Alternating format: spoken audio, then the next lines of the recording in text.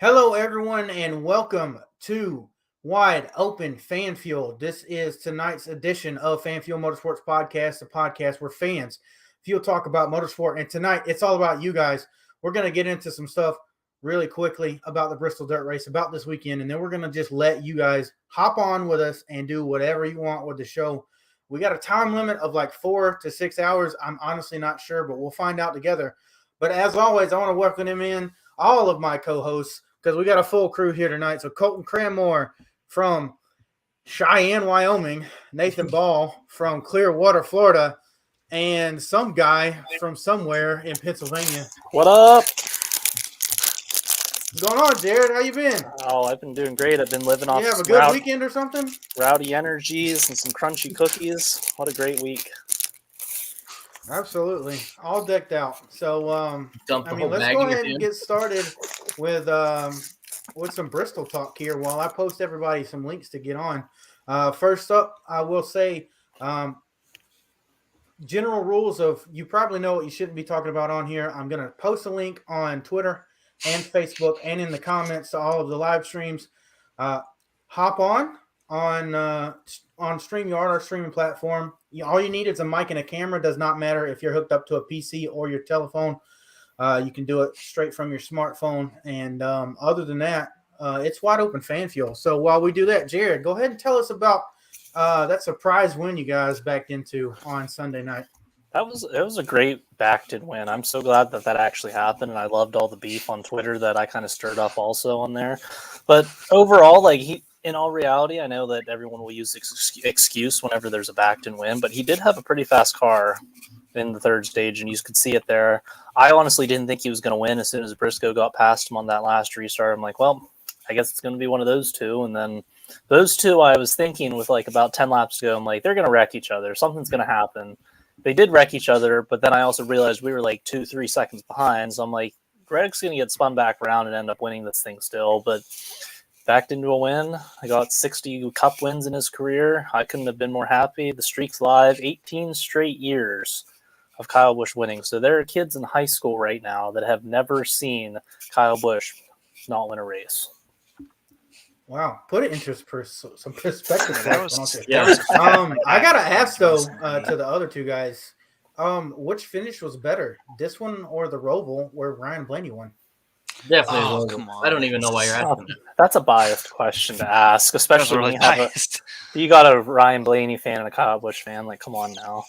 Now, I will say this is the second backed-in win that Kyle Busch has had when the leaders wrecked each other, because there's an incident at the Clash. Sorry, I had to. So I got to experience a road course backed-in win. So I've gotten to see. It doesn't count because it's a exhibition race. So I'm not going to categorize that as a backed-in win just because it's an exhibition race. But either way, I thought it was a great weekend.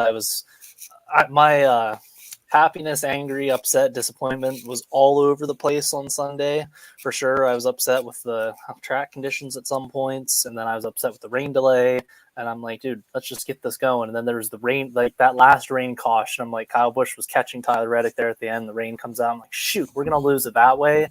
And then I was thinking, man, we're going to restart and be stuck on the inside lane and suck. Because if you guys didn't notice, I feel like the guys who were on the outside definitely had a big advantage. I even think Kyle said on the radio he's faster. I think it was on Radioactive. Did you guys watch the recent Radioactive? There's a comment, and he's like, "I'm faster than all these effers, but we're stuck on lane choice." And he was on the bottom, and you saw the one time. I think it was it Austin Dillon that was Ross Chastain. Ross Chastain was in front of him and couldn't get going, and Kyle Busch went from third all the way back to seventh, but ended up working his way back up. But I think one of the things I'd like to see, since it is confirmed that Bristol Dirt will be back next year, I'd like to see a choose cone there next year. I think that'll make it a lot interesting and probably give some of the guys that are in the back that do have a faster car the advantage of being able to choose their preferred lane. Plus, then you'll have the guys who go to the inside or the non-preferred lane, give them a chance. So I think that's something maybe we could look forward to next year. Yeah. Mm-hmm. So while we're waiting for people to take the advantage of coming on with us tonight, I do want to go ahead and bring up something. I'm glad you brought the choose cone up, because I think that this concept is 98% there, and I think the other 2% is what we're missing. The choose cone was a big one for me because we do it everywhere else. What's the difference? I think it's because NASCAR, for some reason, doesn't want to set themselves into a different category when they race that different category as far as running races, right? So, oh my God, we can't paint a definitive line. Okay, well, all around the country, you've got guys that literally put out a orange cone in the middle of the racetrack and then pull it back for either the choose cone or, hey, don't pass below this cone on a restart in open wheel dirt racing as well. So I think that was one of the issues that I had. And I know, Colton, you had an issue with something about the race and its proceedings as well. But why don't you go ahead and bring that up? I have several issues with it. I love that NASCAR is trying this whole dirt thing. Alex, you said we're 98% there. I think we're like 30% there. I think we have cars on dirt with treaded tires, and that's about it.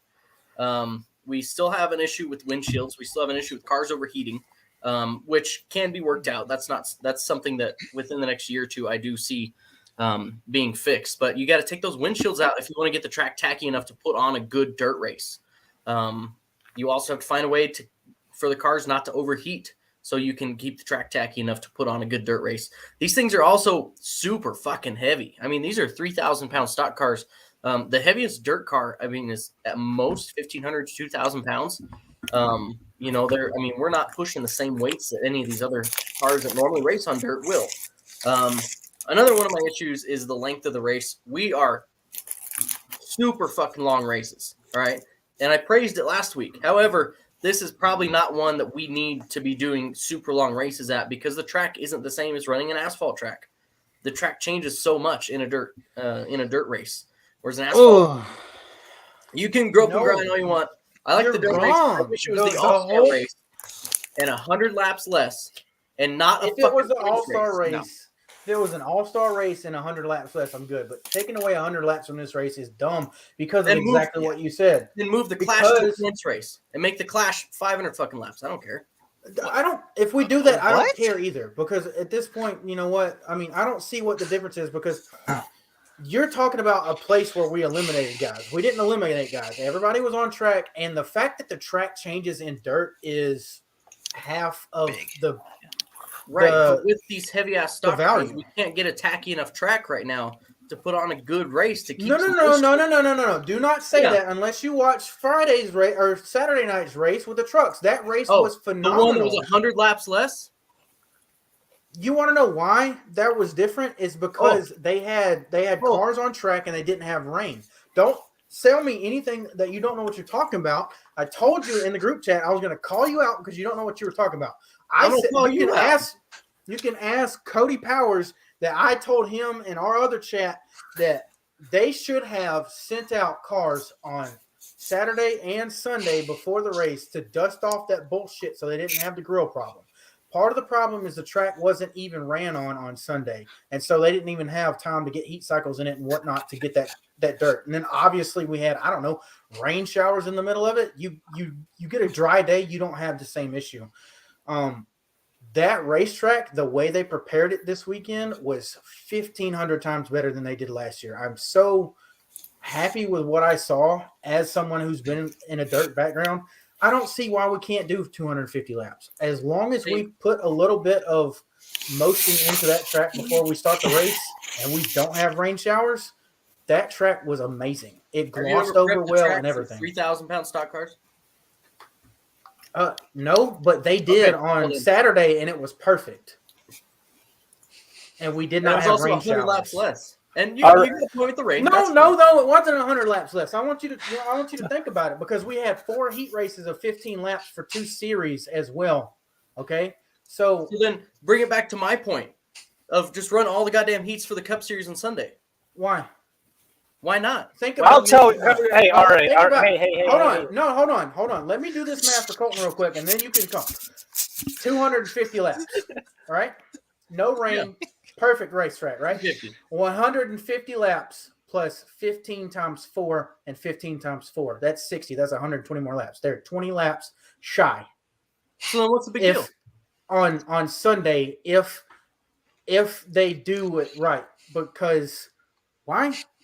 They don't need the heat races, man. They had that on Saturday. They just need to dust off the track so that we don't have the some heat overheating races. issues. It'd be perfect to dust off the track.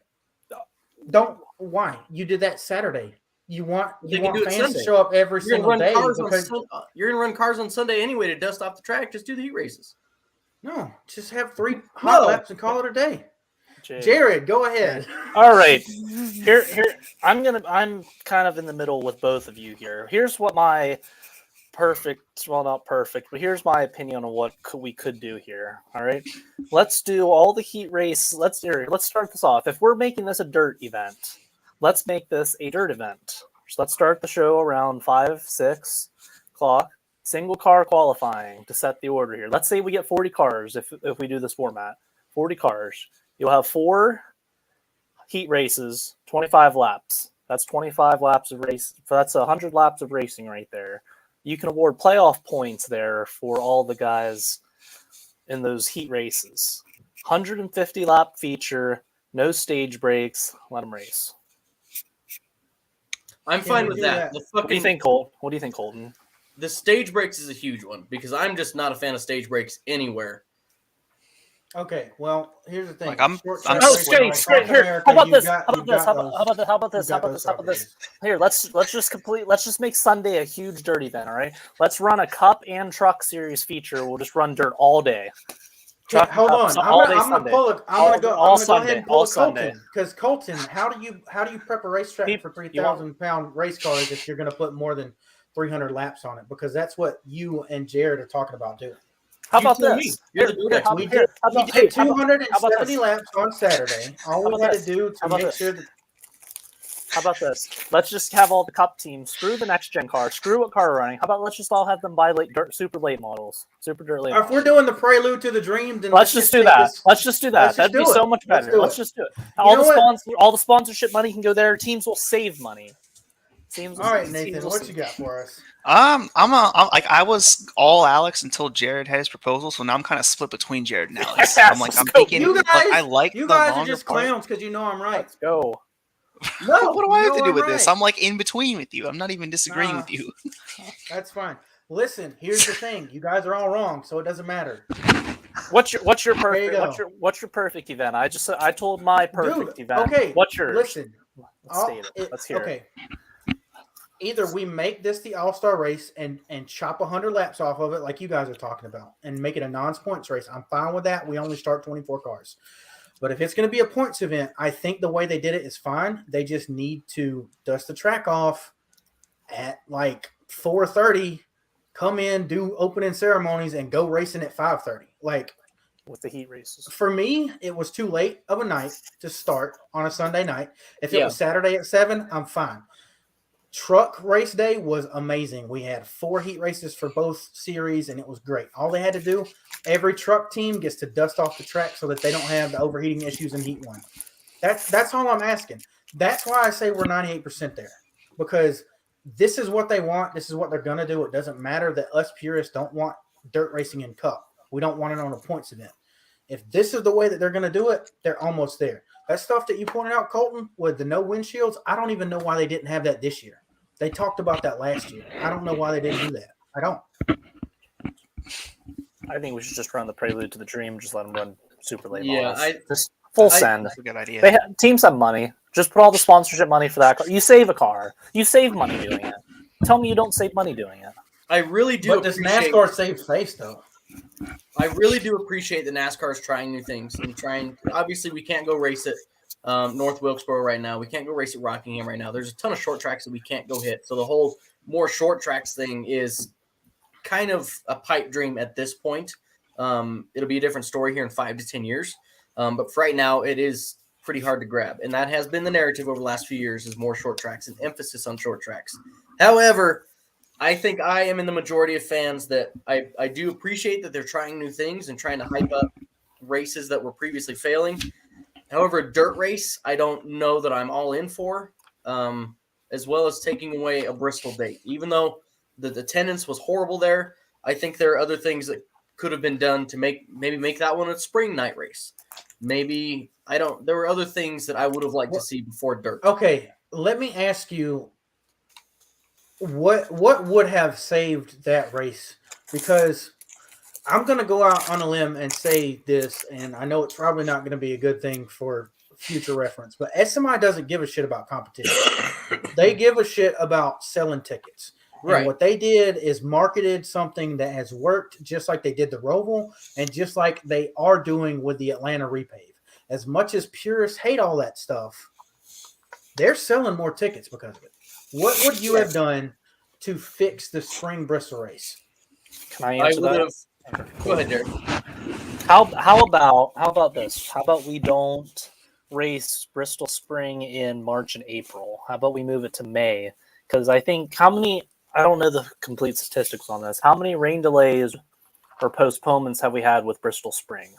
Of the last 6 years, I think 4 or 5 of them. Now, see, if you're a ticket buyer and you know that weather is an issue in your area that time of year, like why would you want to buy a ticket in advance when you're like, oh, it's going to end up getting moved to Monday?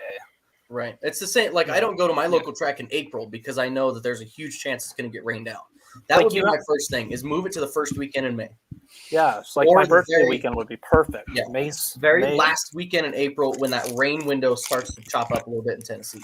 Yeah. So what's interesting, I don't know if you guys know this. I know I've talked about it with other people, but for whatever reason, Bristol is in a temperate rainforest, and I did not know we had those, but apparently they get a ridiculous amount of rain in that area. I don't know how they could have thought of putting a racetrack there, it was a couple years anyways. It was a couple years ago. It just got flooded. Like the parking lots were like literally I think that was last year, wasn't it? Was that last year? Yeah. Yeah. Was it 2020? It was 2020. Yeah, it was 2020. It was in the documentary on Netflix. Yeah. Like I don't. That would have been the first thing. May. I would have done what you see Martinsville do now, and I understand they don't want to make it a night race to take away from the summer night race, but that's still always going to be a big one. Just like when they moved the Pepsi 400 or the Coke Zero 400 to night, it still didn't take away from the Daytona 500 just because it was kind of a big race. I would have liked to see them knock 50 laps off and move it to a night race.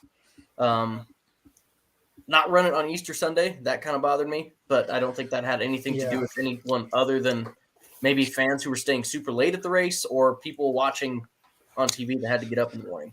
Oh, here's a food for thought topic here. Jared, I got one question for you. How many rowdy energies do you have before you get on? I had two. I definitely had two today. Anyways, here's the topic I wanted to discuss with you guys here. So the ratings just recently came out for the Bristol, and they said it was like the most watched Bristol event, like whether it was dirt or concrete, in the last since 2016. Now, do you think that's because people were genuinely tuned in, or do you think it was because it was Easter and there was literally nothing else on TV? Because whenever I was at work, like I was talking to some of the inmates in there, I wore my Kyle Busch hoodie, of course, to work on Monday, and they're like, "Yo, I watched that race," and they were like, "I never watched NASCAR, but that was like the only thing that was on." So that got me thinking. I'm like, that's a good marketing strategy on their point to get viewers, but like, is that a good way to look at it? Because there's no one no one else is watching anything else. Do you get what I'm trying to say here? I think that's a good point because Easter is one of the least watched TV days of the year. So there's not a lot of programming. Same with like July 4th. July 4th is the day that Americans watch the least amount of TV. That's why they're in shit on. That is a fairly big reason. I'm not siding on anything. I just wanted to see what you guys thought about it because I don't have a side on it. I'm kind of there. I mean, you can compare this with 1979 Daytona 500. People watched that race because they were snowed in and there was nothing else on. So, it's a good thought. Like, I don't necessarily like being up until midnight on like Easter Monday, but I mean, if they can get something out of it, that's fine. Like, go ahead. I don't have a problem with it. But I do prefer Saturday night because I don't like to wake up on the wrong side of the bed on Monday. So you bring up an interesting point, Jared. So here's the thing. We know that they hit that record for Spring Bristol. We know that the ratings were good. But are they taking the wrong thing away from it? Because when we talk about Bristol Dirt as being an attraction, that's for me to sell tickets, not necessarily to sell TV time. I think that this is a missed opportunity for another racetrack because what do you want to showcase to a broader audience when no one's watching anything else on TV? Some shit you do once a year or your normal product? I mean, thoughts on that? I'm out of the conversation for a minute. You're going to have to repeat the question. Yeah, I was kind of lost there for a I second. can give you off the cuff. I'm not going to lie. I completely was messaging some people to join the show and was not listening to you. Okay, so We're all basically guilty. what I'm saying is, do you think that this is the race? Since we know the Easter ratings work, we know NASCAR is going to capitalize on that. Do you think this is the race to be putting that one on Easter? No. I mean, Ooh, I think we should be showcasing a regular product, not something you do once a year. If we are going to do a non-regular, what we would consider a normal NASCAR race, I think we put Talladega on Easter. That's what I was thinking. Yeah. Ooh. That would be the one to draw the most people in. There ain't shit on TV. The dirt race is kind of it's an anomaly because a lot of these fans know this is the one dirt race a year. They said it a million times in the broadcast. Whereas Talladega, you can keep. The only thing is they don't have lights, so it's kind of like you want to time it at a point where people are getting out of church. That's but like fair. they don't have lights, so it's probably gonna it's gonna be bad if you put it at like 4:00 on a Sunday. And we got TV money. We can put lights at Talladega and run 400 miles. I'm down for that. Yeah, Go ahead, Jay. How come they haven't put them up yet? Like we need money. I'm gonna piggyback off of what Jeff Gluck was talking about this week on the teardown. Did any of you guys listen to that this week? I subscribe to The Athletic. I have not heard the podcast, but I read his stuff. Okay, so here's what Jeff was talking about in the podcast. NASCAR claims they're a family sport, right? How many times have you heard that this whole sport's like family and stuff, right? Is that a true statement? I hear a million that, times? yeah. Okay, so what do? We take Easter weekend away from the families. We give them 1 week off during the season. That's kind of like where I'm at with that one. I'm like, I get all the rating stuff. I don't mind racing on Easter. I really don't care what they do. Like, do it, race wherever, race here, race there. But if we're going to go with the narrative that NASCAR is a family sport and we don't give them the family time that some of these crew members and stuff like probably should have throughout the season, because like I get it, like they all have like good paying jobs and everything, and like I get that's a lifestyle for some people. I get all that. I completely understand. I'm not bashing anyone here. I'm just saying that if we're going to claim this as a big family sport here, and then we don't show that by like giving them Easter off or only giving them 1 week in the summer off. Like last year, it sucked for us as fans that they had 2 weeks off, but you saw how all the drivers, all the crew members were enjoying that time off in the summer. I think that was something cool that I wish we would have more incorporated into this year. But I think if we're going to continue to race Bristol Dirt on Easter, or any race on Easter, regardless of like what your religion is, whatever, all that stuff, all good there. I don't think we should like push this narrative that NASCAR is a huge family sport when there's really no time for families on the weekends for these guys. Does that make is that a fair statement here? Absolutely. Yeah, okay, so I think obviously there's 3 days that I would not race on Sunday. That is Mother's Day, Father's Day, and Easter Sunday. I realize that your ratings are going to be up on Easter Sunday after what we saw, so we're not going to get that. But I don't mind racing those weekends because we do have such a long schedule. However, I do want to bring up that summer break again with next year having Cup drivers driving a next-gen car at Le Mans and Le Mans having the weekend before of testing. I think if NASCAR doesn't put that 2 week summer break for Le Mans every year from now for eternity, they're losing a lot of potential new excitement into the sport because we need to be sending our guys over there. And I know that's kind of off topic, but this is FanFuel, and this is Wide Open FanFuel tonight. So looks like we got our first taker. So who do we got here, Colton? So this is my buddy Josh. He is hopping in. He is also from Cheyenne. Josh, you working tonight? Can you hear us? I don't know that he can hear us. Yeah, I don't go until about 1:30 a.m. now. Oh, word. Yeah, I can hear you. Oh no, Can you hear me? Yes, we can got hear you. So how's it going? Yeah, what's up? First off, I'm about to kick you right out of the fucking stream because you're wearing your There's a bit of a all-up delay Alex for me. Bowman shirt. Oh, this is gonna be fun with Jared, isn't it? I think it was funny. That's a shirt that Kyle Busch should have made. What was that? He's having a hard time. Take off that fucking shirt. What, the Bowman? I'm keeping the Bowman shirt on. Yeah. No, that's a Kyle Busch shirt this weekend. All luck, no skill. Yeah. That was Kyle Busch this weekend, dude. That's not an Alex Bowman shirt. Hold on, I got to figure out how to turn up the volume. It's super quiet for me. KFB is the new backed-in winner. Take that, Bowman fans. Josh is a first-timer. Normally, if y'all are watching, this is what we do behind the scenes right before we air, is we get everything set up. This is real time. This is some Keith Merrick shit. First timer for what? For hopping on. Podcasting's harder than you think, everyone who's watching. It's not as easy as you think it is. Oh, gotcha. Yeah, but all right, Josh. So this is Wide Open Fan Fuel, and we're not all about motorsports tonight. So is there anything that you want to get off your chest, or do you just want to keep talking about Bristol Dirt? I think Josh is about 40 seconds behind us. Yeah, I think that's what's going on. I couldn't figure it out at first, and now I realize it. Then do you just have all the bandwidth from Cheyenne right now? Is that what's going on, Colton? It's really behind for me on my phone. I don't know why. Colton's talking all the Josh, come over to the house. You can record in the living room. I love this. I've never had this happen. This is so funny. It's so far behind. All right, so I wasn't expecting technical difficulties because we have no problem with people on their phones. I think we're going to take a rain check on Josh. Not wide open for him. He was about half throttle. It's a 550 package. It's a 550. And he's a newer NASCAR fan, so he'd have been a really good one to ask a lot of these questions to, as far as what he thinks of this and that and the other thing.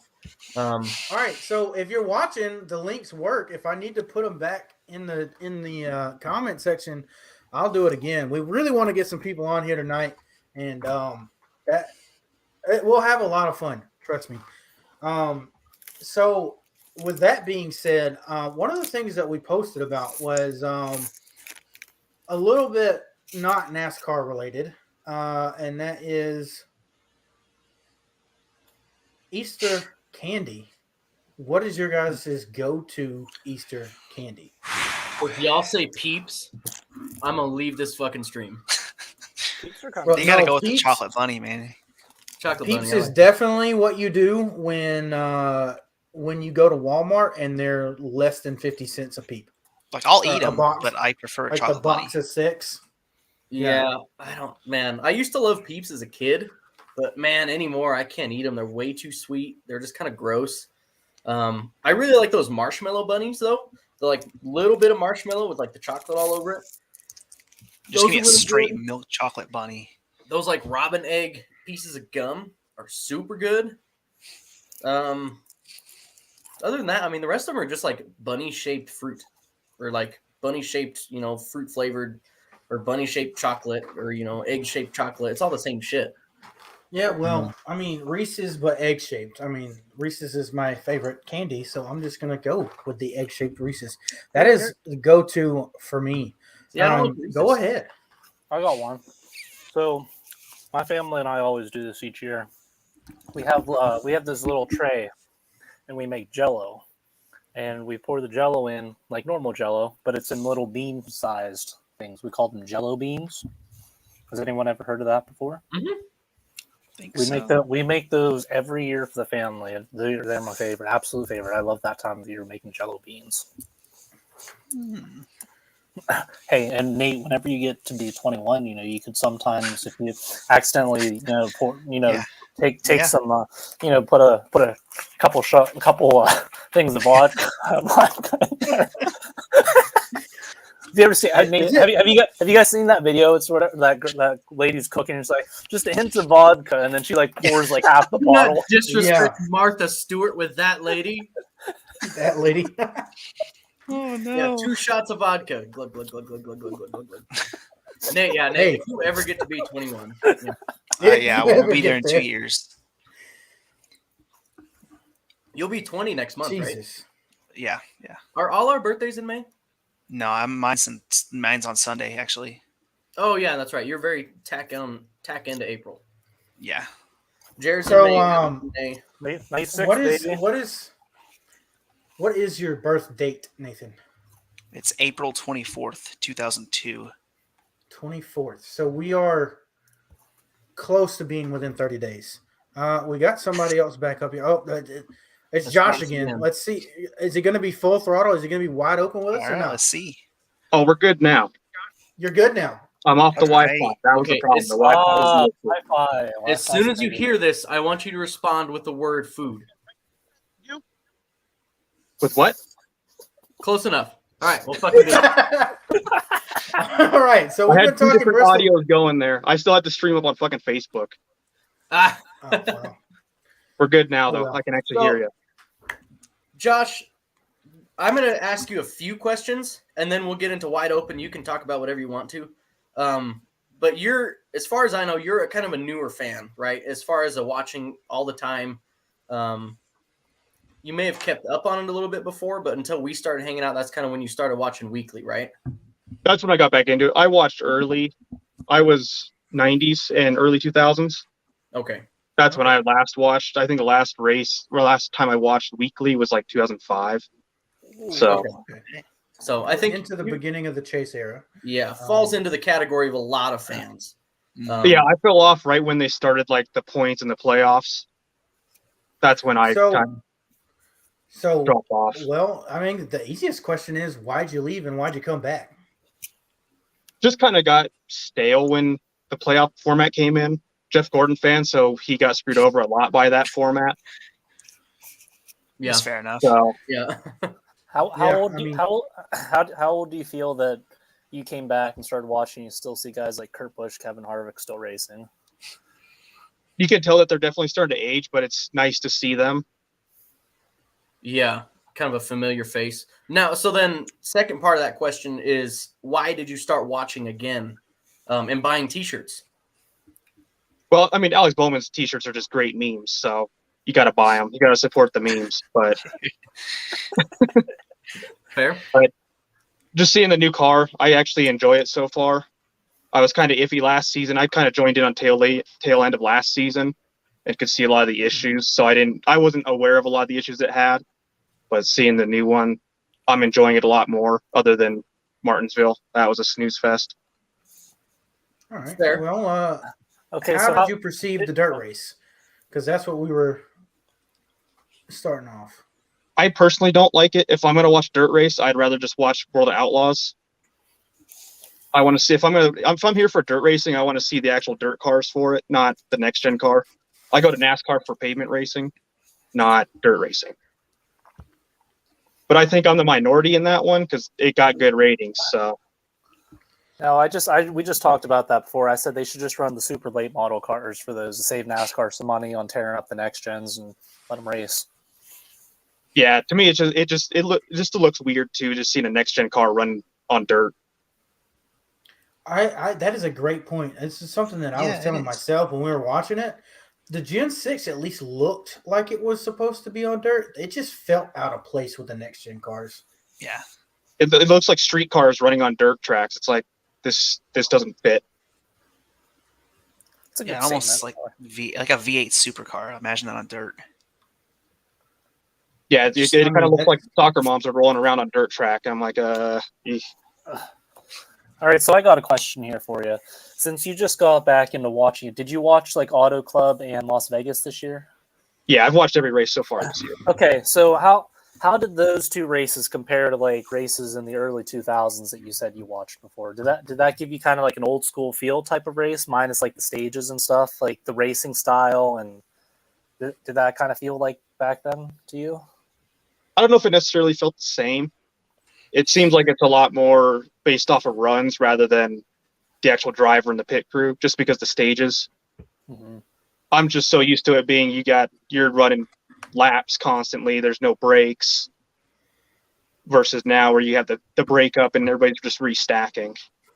Okay, so do you prefer the old school of like endurance type of races and no stage cautions? Oh, the stream just froze on me. Wait, say it again. Sorry. So do you prefer all right, we'll just basically put it this way. Do you like the stage cautions, or do you like the just let them race the whole scheduled distance that they have?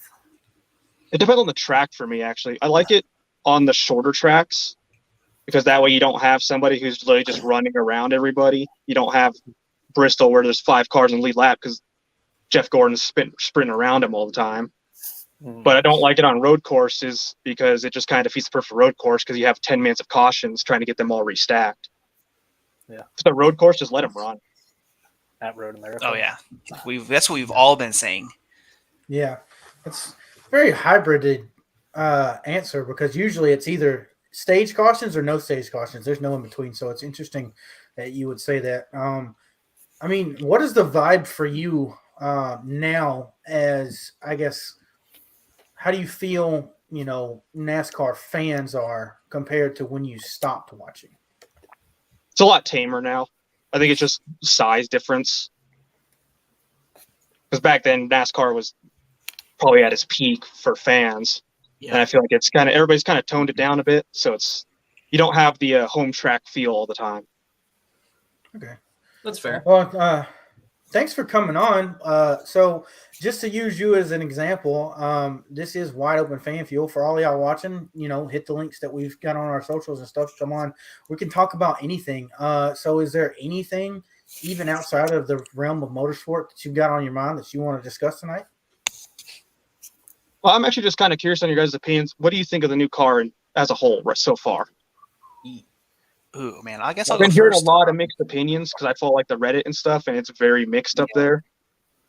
Yeah, I mean, I'm kind of split. I like what it's done for intermediate tracks so far. Vegas was a good race. Fontana was a really good race for a 2-mile track. I think the jury's still out for super speedways. I think Daytona 500 was a small sample size. I think Talladega will probably be a better example of what we can expect in the future because everyone knows what they're doing now, and the curve bumpers might be a little different when it comes to pushing. But outside of that, I wasn't really happy with Martinsville, like you said. Just wasn't what I expect. I think that the aero problems and the shifting and all that stuff, a lot of the drivers complain. So I'm hoping that other short tracks aren't as affected as Martinsville. It's kind of why I wish they would have swapped the dirt series to later so we could actually see how they raced at Bristol early on without the dirt. Yeah. Alex. Yeah. I think for me, I think that I love the next gen platform and I think it can do well. It's just NASCAR needs to not have this one size fits all mentality because this car is amazing in so many different ways, but not every track is likable to the conditions that the car puts out. So it's not like we don't go to a IndyCar 17 race series and run the exact same package on all 17 races. They've got a short track package, a road course package, a super speedway package, and then the package for the Indy 500 is even different from the one they run at Texas. So I wish that for me, NASCAR would change some things for the different track types. Short tracks can be something completely different than the intermediate package, and then the super speedway package needs some tweaks as well. And I think we've got the perfect car. It's cheap, it's durable, and it's almost there. It's just we got to realize that hey, some of these things aren't going to work everywhere. And yeah, I think the bumpers, when I went to Daytona testing, I saw them in person, and they were super curved, and I was like, I don't know if it's going to work well. And sure enough, they tried pushing in the races. It didn't really work in the corners at all. You literally could not push in the corners. And that's got me thinking for this week. And it's they used to have a different front bumper for the Gen 4 on a super speedway. Why can't we have a different rear bumper every time you go to Talladega or whatever? Yeah. So that they can tandem or they can lock on. Have a flatter front bumper for them on the super speedways. Yeah.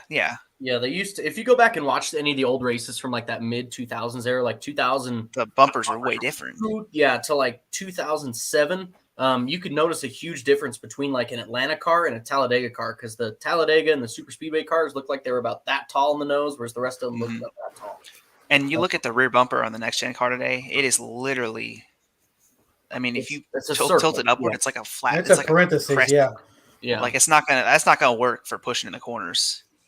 Yeah, and there's also things like, I mean, why don't we have the ability to have different gearboxes? Like that's a lot of what different drivers were talking about at Martinsville. There's just too much gear, like stuff like that. Why do we have to have underbody aero at tracks where we don't need aero?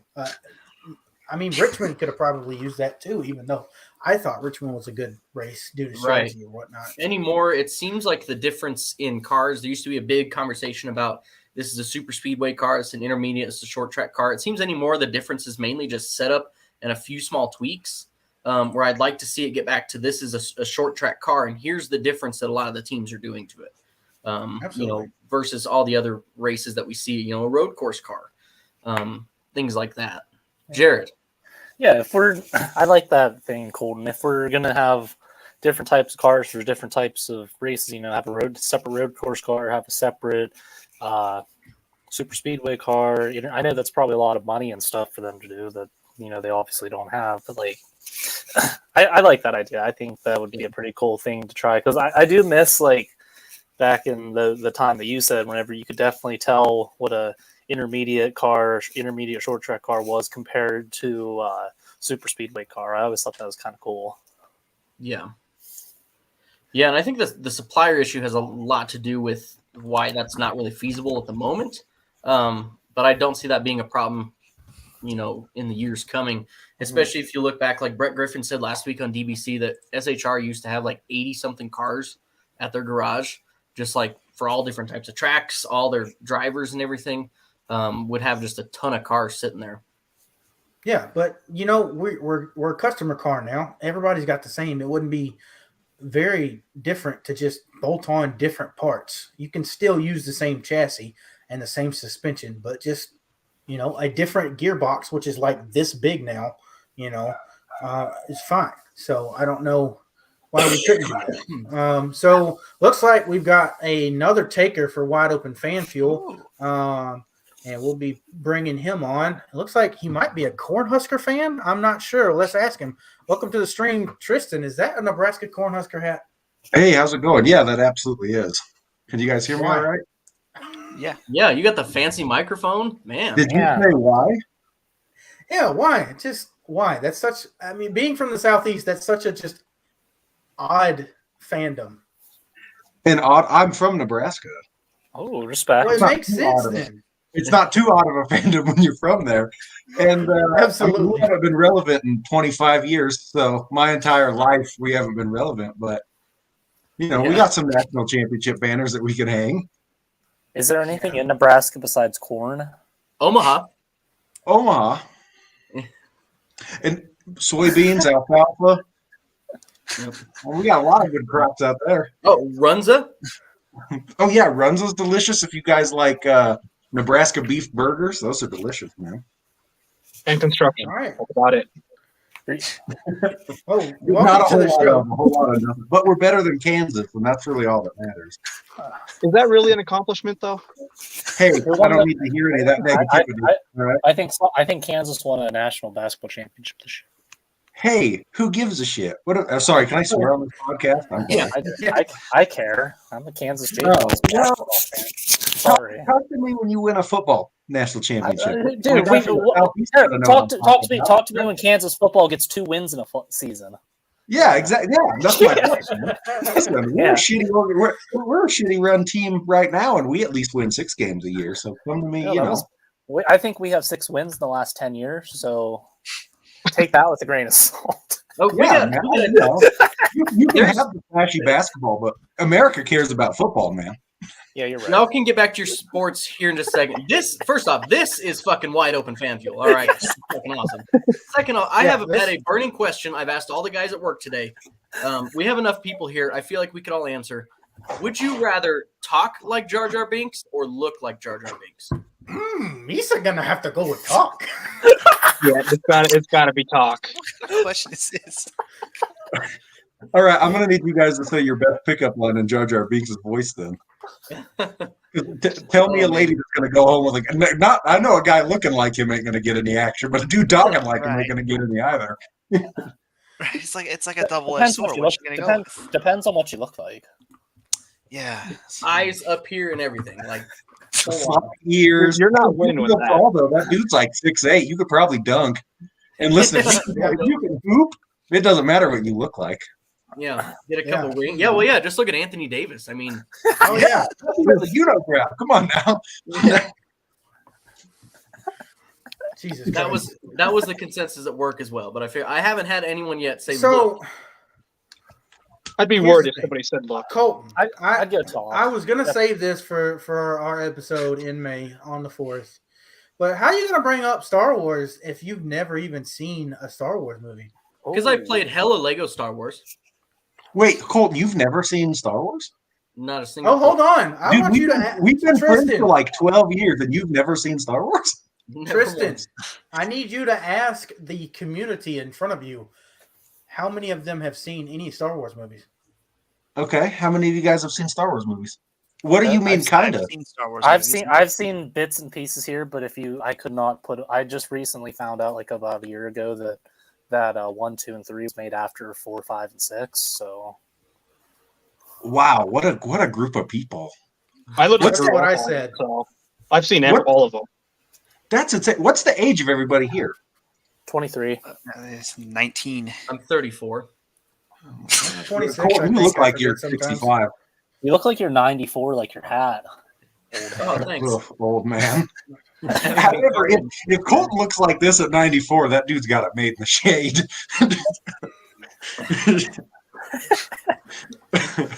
Jesus. Never seen All Star right. Wars, but I played hella Lego Star Wars though. Who cares about Lego Star Wars, man? Watch the damn movies. They're Whoa, great whoa, fun. whoa, whoa, whoa, whoa, whoa, whoa. Those Don't are knock good the Who games. cares about Star Wars. Lego Star Wars? I think half the gaming community does right now with the complete Skywalker saga coming out. Yeah. Sure. But would you guys rather? Oh, you haven't seen one? Man, you guys are made. Oh, so that's a great movie. Smokey is. Great Smokey and the movie. Who Bandit. hasn't seen Goddamn Smokey and right. the Bandit? Did you say you've never seen? You got to watch that movie then, man.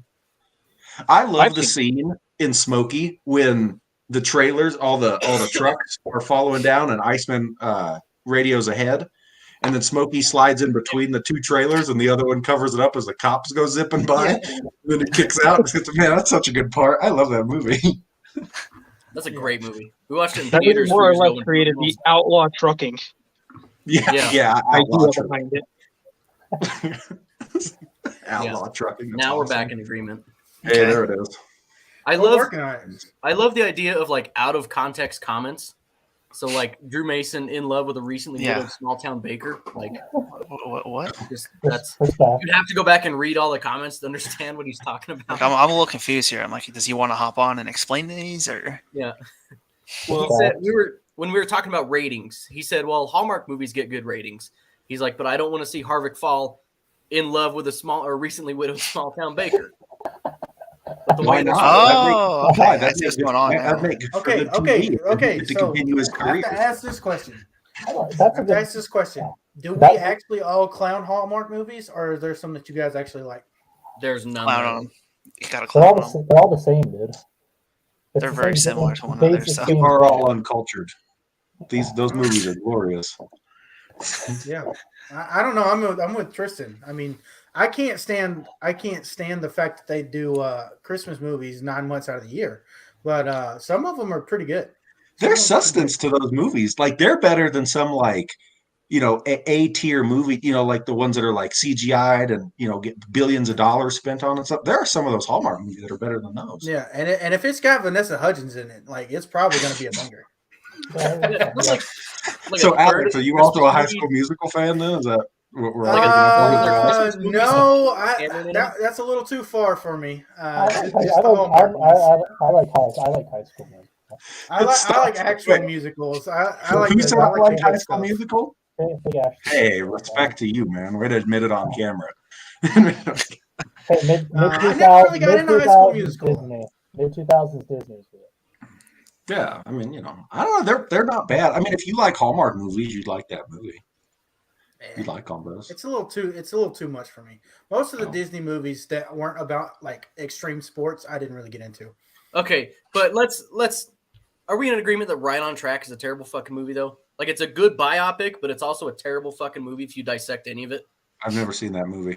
Never seen It's it. a drag racing one about the Ender sisters, and it shows them as their kids and teenagers moving up. Well, anyway, it shows them like shifting in drag cars and shit like that, like Top Fuels.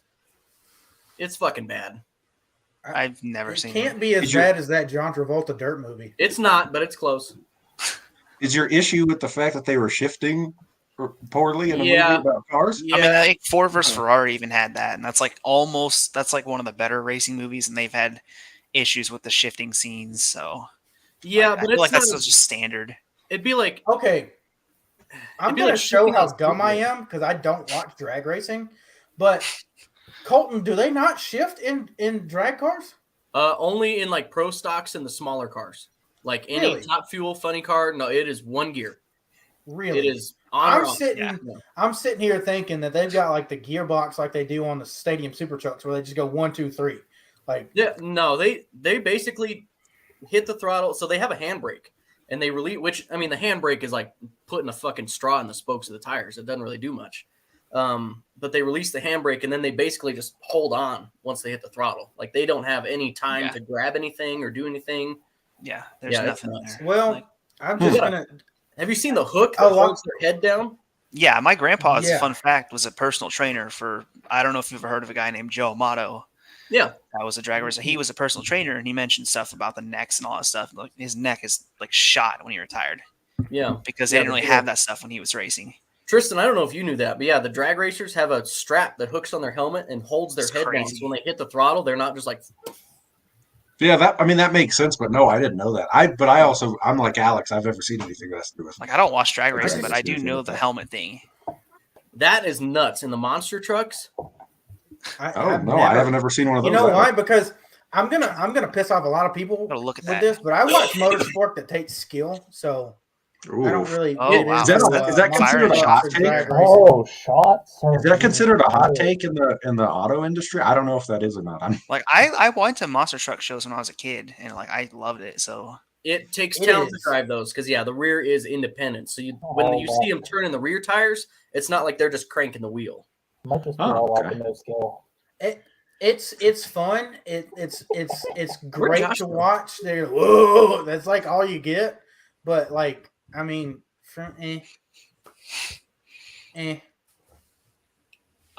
this is a fun part. But I like Whoa. super speedway racing. Drew's getting into it. Oh, Drew, you can come on here. I know you've Yeah. been watching this show for quite a He's while, been- and I he's think been you lurking. also know that I don't really like super speedway racing. I tolerate it because it's a part of NASCAR. So no, sir, I do not really like super speedway racing. Like I will say what I just said about Monster Jam and drag racing. It's just kind of fun because it's entertainment. Sometimes I enjoy quote unquote small brain racing like that. I enjoy that. Like I look forward to super speedways 4 times a year because I'm like I just want to have fun. I Like, I don't respect care both. if my driver gets wrecked. I just want to have fun. I do not think that there's a problem with liking that stuff. I'm just not going to go out of my way to watch it. If it was on Speed Channel when I was a kid, of course I'm watching them try to do donuts and then, well, they didn't do flips when I was a kid. They hadn't figured out how to do that yet. So, I mean, that is what it is. It's loud and it's, kind of like super speedway racing. It's, the cars are close together. Ooh, like that's all it is for me. I'm more of a talent person than I am just having fun. You're more That of doesn't a- mean I don't. That skill. doesn't mean I don't want you guys to have fun. You can have your fun. all skill, no luck. Hey. I think there is a skill in super speedway. There's definitely some skill. Like it's It a only- lot of luck, but that doesn't mean there aren't guys that are better than others. There's only skill involved if someone like Alex Bowman doesn't win. Oh no! Oh no! If Alex Yeah. Bowman wins, it's just luck. Like, It's all luck. yeah. Yeah, it is. That is exactly But what as it a is. Byron No. fan, if he wins, it's all skill. No, with anything, there's nuance. So obviously there's skill in everything. It's just a little bit or a lot of bit less skill in some of these things. Like I mean, you haven't seen my So- fucking golf game. Well, I was going to say, I appreciate like Alex's nice way of going about it. Everybody's like, "Nah, that guy's shitty." Alex is like, "Well, but there's a balance to all things in life." It's like, what? Get out of here. Let us shit on people, man. Come on. He's looking out for his favorite other Alex. Hey, do not bring up the god of asphalt late model racing. And Dover winner, Derek Cope. Like, put some respect on his name. Yeah. Like Derek Cope, he had what, over 200 super late model feature wins, or was that over 1,000? I'm sorry. No, Dick Trickle was 1,000. Don't disrespect Derek Cope. Like, do not disrespect a Dover winner. If you think that some things have any amount of skill involved, you have not seen me play golf. There is zero fucking skill. Hey, it takes skill to suck as bad as you do at golf. It really does. It also takes skill to play in the wind that is Cheyenne, Wyoming. So that's fair. I don't know if that's always a fair comparison. I'm always clocked 60 yards to the right. Yeah. So if you play anywhere else, you're just shooting it into the lake. Yeah. We don't have like that way and just launch it just to get to go straight. Yeah, that's the issue with playing in Cheyenne, because, like I said, anywhere else, it's going into the freeway. Years ago, I played a round of golf in 50-mile-an-hour winds, and I was driving into the wind and tried to keep it low, and it caught the air and it went behind me. That was fucking cool. I had tee off from the second green. Neat. Awesome. Yeah. Basically, so every time I hear you talk about Wyoming, I'm just like, I don't want to go there. No, you don't. You don't. The people who live there don't want to go there. Yeah. Can confirm. We're not here by choice. Can we say just for right now that Wide Open FanFuel is going the way it was supposed to? Like, we're having fun. We're talking about random ass shit.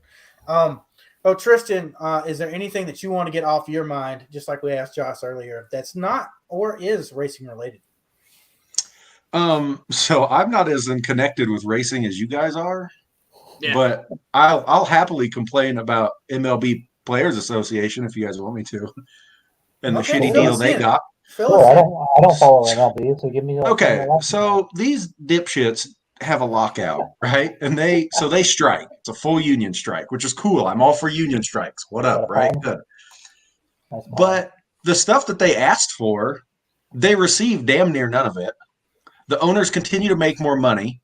The players continue. I mean, their wages are good, but there's no competition within the sport. It's like watching four teams play each other constantly.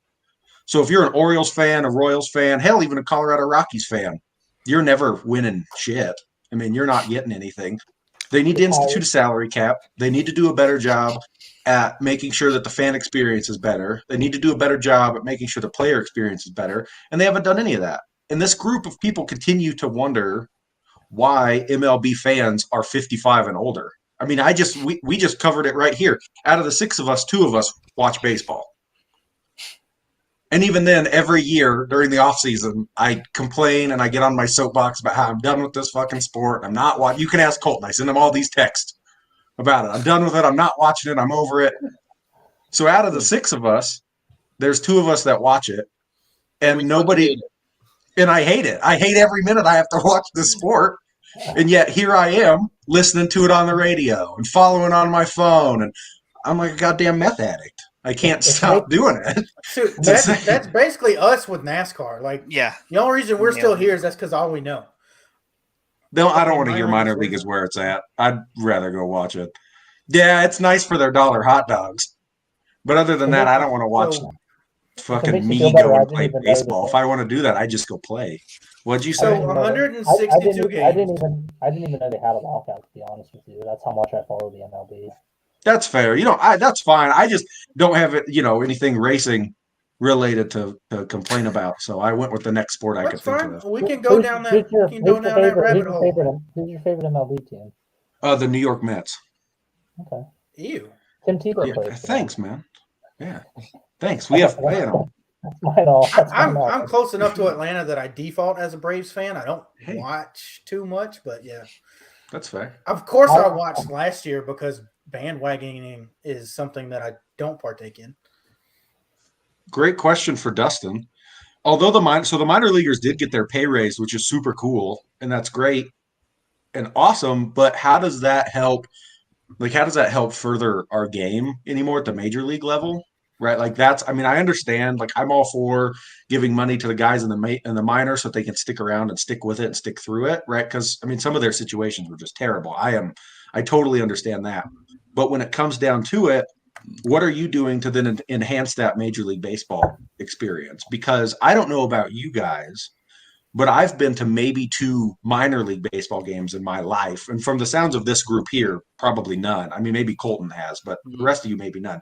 I have the Pittsburgh Pirates AA affiliate team. Is that Altoona? Yep, they're about the 45 curve. Yep, they're about 45 minutes away from where I live. So I would always go there. Like we'd go to maybe 4 or 5 games a year. So I'd get to see all the future Pirate stars before they get traded when they get to the majors. Yeah, and that actually is a perfect point that leads into this, is that when you have a team that then cultivates and does grow players the right way, doing the right thing, paying them well or not, because we don't have a salary cap, which then comes with a salary floor for a minimum that teams need to spend, you get teams like the Orioles, whose payroll is like $51 million, or the Athletics, whose payroll is $33 million. You tell me a sport where you put a team comprised of $30 million on any playing surface, and you're going to win. Aren't there players in the major leagues who make more than? Yeah, but NASCAR's different, Colton. It's different. Golf's the same way. You put one golfer in a caddy for under $30 million, but that's a little different. Wait, so are there major leaguers that make more money than like what you just said, like the Orioles or Athletics payroll? Yeah. So Bryce Harper makes $41 million a year. Is that what it is? Is that escalated payroll? I think Mike Trout makes $33 million. I mean, he makes the Oakland Athletics payroll a year. That dude just gets to kick it on that. Can you imagine making more money than an organization? Yeah, but that to me, like that money he's making is ridiculous, and that's a whole other conversation. I mean, I don't know your guys' opinions on what athletes make and stuff like that, but that's on the organization in my eyes to keep that. Like, in order to field a competitive team, you have to spend money. That's just how that works, right? It's just like to get good talent. The Braves got rid of Freddie Freeman because they didn't want to pay him, right? Yeah, but then you turn around and you sign Matt Olson, who granted is younger, but to the same exact extension and almost same exact money. I think a little bit more money. I had a problem with that because he was like the face of the franchise, basically, and you pissed off a lot of fans, and that's probably why the attendance numbers weren't as good as I thought they'd be this year. I like the NHL contracts. Do you see like what kind of contracts those guys sign like per year and whatnot? If you've ever looked into that.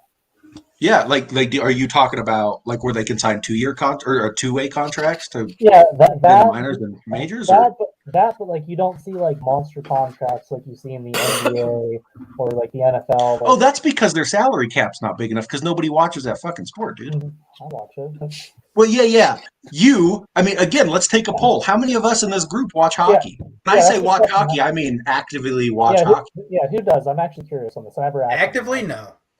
I love hockey during the Stanley Cup Finals. Okay. Right there. So that's 2. So that's 2 people out of the 6 that we're just polling here. Yeah. See, I'm the one who falls. I guess I'm the one who falls in the category. I love watching the trade deadline day. I love watching the regular season. I love the Winter Classic, which my team's in the Winter Classic next year. I'm hyped for that. Sure. I'll probably end up going. But yeah, I guess we're being. Are you a Penguins fan? Yeah. Oh, fuck you, Sidney Crosby. Ugh, gross. I don't even own a Sidney Crosby jersey. If that makes you feel better. Oh, that does a little bit. I have jerseys that are not Sidney Crosby or That's Malkin. fair. I don't have Malkin jerseys. We had a heated debate on here in September last year. Yeah, that was with Raja, wasn't it?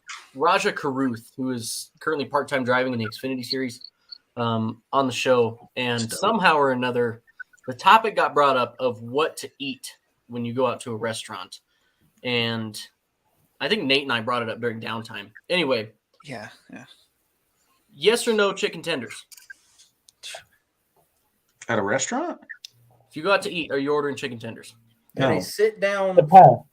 Well, yeah, it depends. What are we talking restaurant are we going to here? And I'd have to go back and watch the episode to find out. Just throw some restaurant. Are you just talking about like local joints? Hey man, this is no. We're talking about food check. I think when he brought up Chili's, he brought up Applebee's, he brought up Red Lobster, and then chains. The standard guides like Zaxby's and Cane's. Well, Zaxby's isn't. I'm going to exclude those because You go to those racetracks. You go to those restaurants for chicken. So your chain microwave food restaurants. Is that good? I don't order chicken fingers. No, I'm a burger over anything. I'm not even a burger guy. It depends on the place, like you said. Like if it's there's sit down places here that are literally specifically for chicken. So, yeah, but we're excluding those because you couldn't order a burger to like I can't go to Popeyes and be like, hey, can I get a double cheeseburger? Like they're gonna call me a fucking idiot, like to my face. One of my points was like, I'm 45 minutes away from any good restaurant other than Culver's, right? And so like, if I'm gonna drive 45 minutes and go down to Fort Collins or Loveland to get food, I'm not gonna go get chicken. Like I'm not gonna go get chicken fingers. Yeah. See, the thing is, there's so many restaurants around here that if I wanted chicken, I could literally go anywhere within a 5-mile radius and I could find them. It's not like you, where it's like you have to go like a million miles away to go find something that's a sit-down restaurant. But that's a shitty Popeyes. That is a shitty Popeyes. So what do you get there? You just order sides? Yeah. What do you get in that red Popeyes? Beans and rice, bud. Red beans and rice. You just get like a bucket of red beans and rice and some biscuits? Okay, let's do this. Let's do this. Cheyenne just brings up. She says, "I'm not a child. No way I'm going out of my way to order a chicken tenders. That's like going to McDonald's for Happy Meal. So, right. So my only question for that though, Cheyenne. So if you go to like Cane's or you go to Popeye, you get their chicken sandwich then? I think Whataburger's overrated. I ate there in Albuquerque. What she's talking about, like let's say the six of us go to Outback. You know, it's not a great steakhouse, but it is a steakhouse, right? Are you guys going to order steak, ribs, lobster tail? Or are you guys going to order chicken tenders? I'm going to get 2 blooming onions. Not to ruin that. Has a good idea here. I like Outback is a steakhouse. Like, that's their name. You would need to say like Applebee's or Chili's, right? They're not necessarily known for their steak. And that'd be like saying like we're going to Red Lobster. You getting chicken? It's like, well, no, it's a seafood joint. We'll get seafood. Well, but if we go to Chili's, go ahead. I mean, who here's ordering chicken strips at Chili's? I'm not going to Chili's. Like, right, I'm not going to go there. Nobody's going to go there for that specifically. Yeah, but if we all go, if it's like Alex was saying, if the six of us do go, like let's say we pick Applebee's or just one of those generic chain restaurants that aren't known for anything specific. No. I mean, what are you ordering? Probably getting a burger. Yeah. So Alex says burger. I think JFB said burger earlier. Yeah, I'd probably get a burger or a steak at that point. Yeah. I wouldn't go chicken tender is going to be lower on the list for sure. Yeah. Like if we're going to places like you said, like Red Lobster, obviously I'm going to get something fish related. If we're going to a chicken place, I'm going to probably get like a chicken sandwich or something like that. You know, I'm definitely not going nuggets first or tenders first. Or a Mexican restaurant. I'm not ordering chicken tenders. Like, and I think it would be like, I think, bro, a lot of you go to a Mexican restaurant and you get white people food, you're just doing yourself a disservice. Hey, we only have white people Mexican food up here anyway, so. Listen, anytime that you need any recipe, you know, what constitutes white people? I can help you. Yeah, is that right? White people Mexican food? Like no. Alex said if you go to a Mexican restaurant and you order white people food, is that chicken tenders or chicken tenders? Yeah, that's chicken tenders. Okay. I just wanted to make sure that if the six of us went to a Mexican restaurant and you ordered chicken tenders at a Mexican restaurant, I would leave the table, or I'd ask you to leave the table. One of the two, somebody's leaving the table. I will say there's one exception, and we had a buffet style Mexican restaurant, and that's not a Mexican restaurant, man. That was like a converted Pizza Hut. No. So I wouldn't call it authentic Mexican. I would say it's more on the Americanized it's a buffet, side. Dude. It's a buffet, right? And they only do buffet for lunch. They do full service for dinner. We went during lunch, and I made this monstrosity. They had chicken tenders, and that was the base of this monstrosity mountain that I made. It was all the meats that they had, and then just their nacho cheese and everything. And I went back and I sloughed it onto my nachos or my tortilla chips, and I just like made it into this like fuzzy meatball, and this convoluted ball of just cholesterol and like an MSG power bomb. Yeah, I'm surprised you didn't have a heart attack in that restaurant, dude. Kudos to your heart, man, for pushing through that. Did everyone's mall growing up have like the express walk or like the magic walk or China walk? Yeah, absolutely. You could go pay $5-6 and just get this tray of like overloaded fucking MSG and chicken and sauce. And like they'd have to like damn near duct tape the lid shut. Like these glorious people were just gifting you with like 6 pounds of food for like $7. If you still have a mall in your area, you have that same restaurant. Like no, that is the American experience. I'm sorry. I was going to say my hometown's mall closed down. Like the mall, the whole mall was done. We have like 6 stores in our mall. Yeah. Yeah. Like, yeah, it's insane. I think we just have we didn't have a Chinese restaurant in our town or in our mall. We did down our main street. Yeah, just like a knockoff Panda Express with like 12 times better food. Is it really a knockoff Panda Express? I've never been to a Panda Express, so I don't know why I'm asking this question. I've never been to a Panda Express, believe it or not. Hey, respect. You've never had food poisoning. Where'd it go? Hey, I've only got it once from there. It's the risk you take. I've only got it once from there. You don't go back to there, man. What are you talking about? Okay, so all right, Josh and Nathan, you guys have been really quiet. Let them take what it. What are y'all talking about? Yeah, I'm just kind of sitting here chilling. Like, this is a fight that y'all are fighting. Like, I'm not overly passionate about this topic. So, what are you passionately like? What do you want to argue about tonight? I don't know what we want to argue about. Like, we can argue about something, but what do we think? If you don't want to argue about something, what is something that we can all bask in the glory of? Oh man, well, I could argue about paint schemes till the cows come home. So, like, that's something I will debate people on. But paint schemes like on race cars? NASCAR paint schemes? The new NASCAR paint schemes suck. It's debatable. Like, no, we're just thinking like, what are your tastes in paint schemes? Are you a simple guy? Are you a complex guy? Like, we could go all around the place with this. Well, Nathan, what are you? Oh man, I'm kind of split. Like, I think there's some really good busy schemes out there, but my heart lies with the simpler. Who's your favorite busy scheme? Ooh, busy scheme. I'm gonna go with Kyle Busch 2015 M&M's Crispy. Like, that's probably the best busy scheme I can think of. That is a very classic scheme. I do love that. I love green on race cars though. Yes, like I think green's an underrepresented color. I want to see more different things. Like what's his name? Kaz Gralla, his car. I like the way because it was so different. So ugly. Yeah. It was ugly as hell, but it was different. Right. I want to see more of that. I want to see people actually doing something unique. So when we were teasing this episode, we were talking about a paint scheme that's going to be happening just up the road from me in Talladega this weekend with an Xfinity driver running a cup race for Beard Motorsports, and that is Noah Gragson and Wendy's car.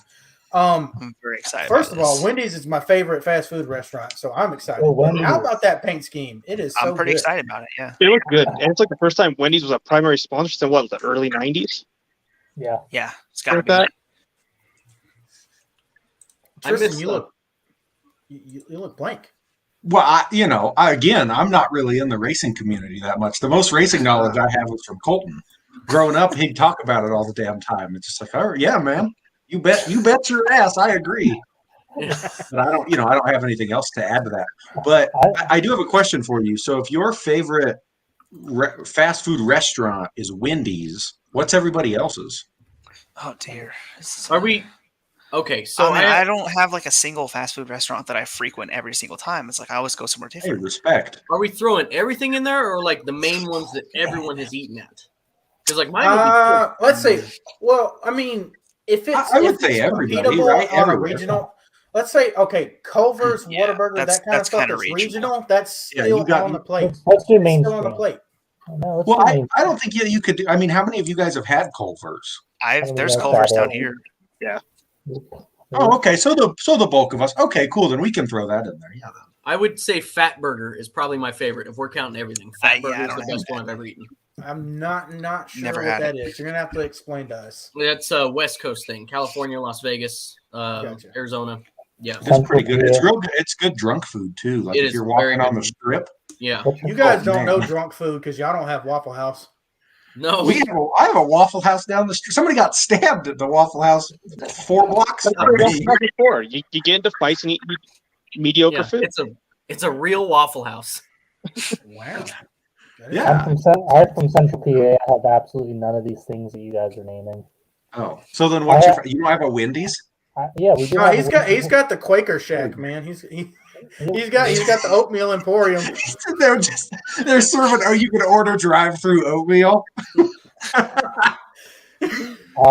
be the funniest shit of all time. Like, hey man, let's go to a local place, right? Like we have back home in Nebraska, we have like a Runza, right? Like we have that. What do you got? It's like, well, we can go to the Quaker Shack. It's like, oh, cool. Yeah, maybe that's just for the local people. Yeah. Roll up everything on their menu. Chicken tenders and Pennzoil. Yeah, we have the basic, most cliche restaurants you can think of. Like okay, so let's reframe the question. I do like let's reframe Colton's question. Wendy's. If you could have the perfect fast food meal, how would you construct it? For example, I would take the Baconator from Wendy's and, I don't know, fries from McDonald's, even though I like Wendy's fries better. Wendy's got new fries, though. Well, then wait, hold on. Then why are you picking McDonald's fries then if you prefer Wendy's I'm fries? just saying, for example, okay. You can have whatever. Like, I don't really like Frosties, so give me a Burger King crazy ass shake or a Sonic shake. I don't know, something like that. What is if you could piece together a fast? I respect that Alex is like an alternative rock station. He just plays the hits. It's all the big name guys he names. There's no like small town like, oh, I love this little burger shack. No, Wendy's, Burger King. I'm just gonna play. I never consider like mom and pop places fast food. Like I just kind of. If they don't have a drive-through, I don't consider them fast food. Yeah, but if they do, like we have a burger shop. Like we have a burger shop that has a drive-through, and that place is delicious. Double Baconator. Yeah, but that's what I'm saying. Like mom and pop. When I think fast food, I think change though. Like, because like today, me and my fiance, we went to this like I guess Southern cuisine place. They basically it's like lunchroom style. You get 2 meats and 2 or 3 sides. You pay for whatever, and they have a drive-through. We went through the drive-through. Like that's not fast food, even though I got that shit in less than 3 minutes. I have a full list here. I would do the Fat Burger. I would do the Burger King onion rings with a small side of the Culver's cheese curds. Dude, Baja Blast from Taco Bell. My drinks, but if I had to have ice, it'd be Chick-fil-A ice. Okay. Why are you so specific with ice? Like because you want to know why? Because Colton understood the fucking assignment. Now you guys get on his level and tell me your fat ass meal for your perfect fast food stuff. What did that have to do with the ice choice? I don't like ice in my drink. And yeah, I love ice. If I pick the sauce, because I do like to my onion rings in sauce, I would do the old Wendy's barbecue sauce, not this new shit they got. Yeah, I don't think you can retcon that because you can't put like no Wendy's is going to be like, oh yeah, let me check in the back from 10 years ago on barbecue. Chick-fil-A Polynesian sauce. Okay, all right. I'm gonna double up on the CFA. There you go. You guys even have those in Wyoming? Yeah, we have one in the state. Damn. Wow. All right, Nathan, what do you got? What is your perfect menu for a fast food, meal? I just have to say this really fast before Nathan goes. I'm sorry to interrupt him. I just want to say I apologize to Nathan. He was talking about something he was passionate about in paint schemes, and then I derailed it to a fast food conversation. I just want to apologize. That's what Wide Open FanFuel is about. It's whatever we want to talk about. We start off racing and we end up in space. Doesn't matter. All right. So usually when I'm eating fast food, I gotta eat somewhere quick. Like I gotta eat something that doesn't make a mess. Like usually if I'm eating in my car somewhere, I need to be somewhere in 10 minutes, right? Chicken sandwiches are usually really good places to not make a mess because they come in a wrapper. You can just eat them really quickly.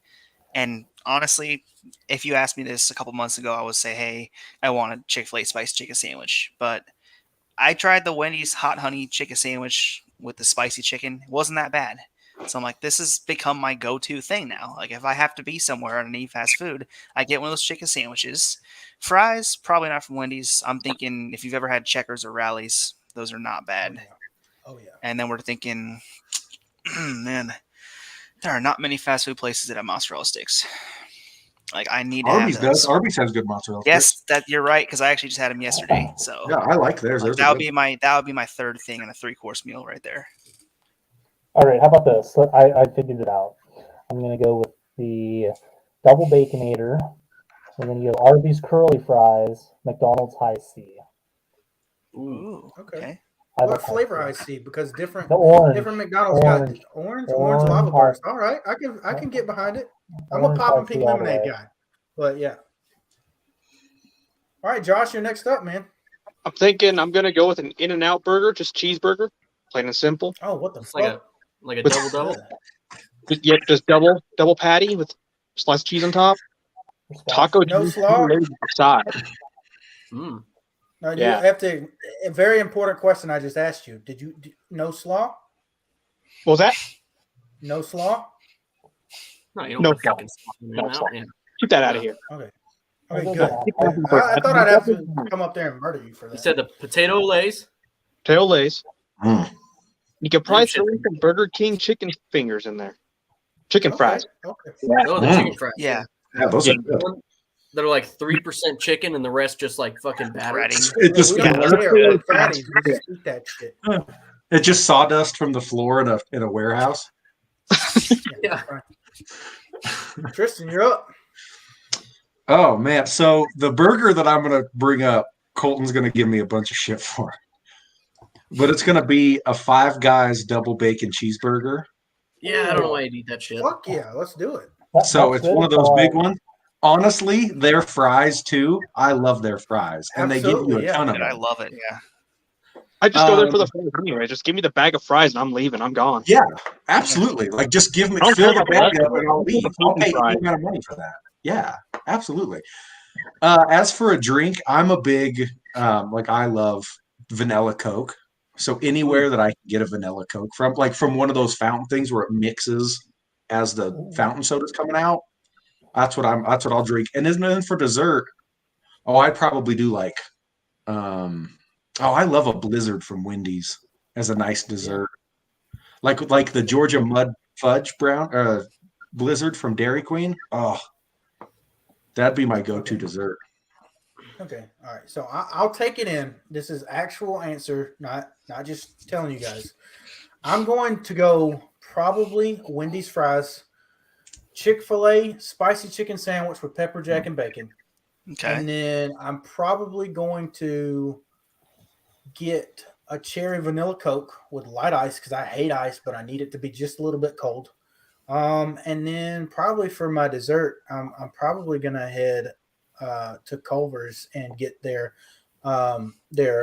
frozen custard and do that with the Andes mint candy and the mint ice cream flavoring. That's awesome. You're the 'Cause first I'm a mint person- chocolate chip dude. Well, I was going to say you're the first person that I've ever heard that's like, yeah, give me the Andes mint chocolate. It's like, oh, Dude, I fucking okay. love You that don't- shit. You don't just get it at an Olive Garden. You go out of your way to buy it. Respect, man. Respect. Absolutely, yeah. That's my favorite ice cream. Yeah, again, I'm not nothing against you at all. That's the first person I've ever heard that's like, give me the Andes mint chocolate. Y'all were Yeah, talking well, I about- see all this stuff on TikTok about how if you say that you like this stuff, you're a serial killer or some shit. So I'll take the blame. I don't care. Sonic is ass. I don't know. Their dessert's good. Okay. Oh, that So, that I will garlic say this. butter cheeseburger they had I don't know if they still had it, but they had it for a limited time. That thing was dope. I mean, it was Before super they greasy and terrible. changed- Yeah, there's I don't know if they changed the CEO or something, but they changed a lot on their menu. I used to get their boneless chicken wings, and yes, I know that's chicken nuggets. Trust me, I'm an elitist there too, with the buffalo sauce and then a large chili cheese tot, and that was my go-to meal. But then they changed something with the boneless wings, and I just can't do it anymore. There's a Oh, good my argument friend right to here. eat chicken Bone in or wings bone at out? Sonic. Okay, slushies are good. I'll take the slushies. Nerd slush. Now, I said this to Tristan earlier. Have chain restaurants just gotten worse, or have we all just become more bougie? Both. Oh, Both. Ooh, good takes. I think there's a middle ground, but yes, I definitely think they're getting worse. What about I the also other think- one? Nicole? I also think that our generation has been spoiled with food trucks. Oh, it's so good though. Food trucks are the bomb. Like I love going to a brewery, drinking a couple beers, eating at a food truck that's overpriced as all hell. Oh man, nothing beats the experience. So I don't know. That's a good question. Breweries are just bars for people who can't fight. I said what I said. Yeah. You know, It's back though. I mean, if we all eat at fast foods for however long we've all been alive, like I feel like, does it actually get worse, or we're just so used to it that? See, I'm on the opposite side. I think fast food has gotten better. And you think sit-down places have gotten worse? So like I think the chain restaurants, have gotten worse. The Applebee's, you know what? Olive Gardens. I think it honestly comes down to service. I think it doesn't matter. Yeah, some stuff's got more expensive, but the foods have, been this roller coaster. It depends on the restaurant you go to. I think it really comes down to if you have a good experience at the restaurant or not. I don't even either way, fast food or not. I think it really, because if I leave because my, and I get home and I did takeout and my burgers are all wrong.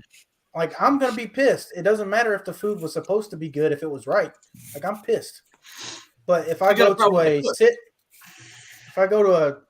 sit down problem and my server just does not see that I have been dry and need a broom to shove, the food down my throat is because my drink hasn't been refilled in 30 minutes, like, I'm going to be pissed there too. Like, I think it comes down to service.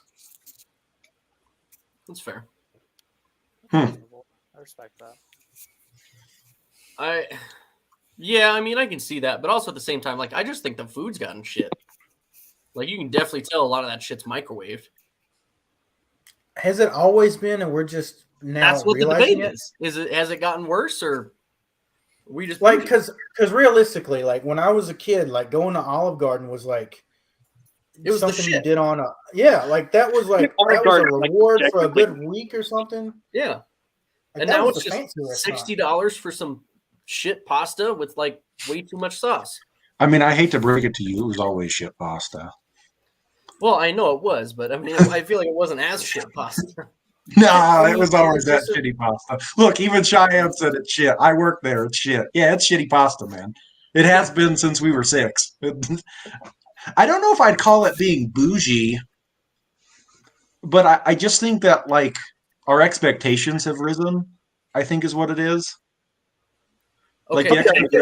Like, we're actually aware that it's not as good as we thought it was. Yeah, correct. I think that's a good point. Yeah.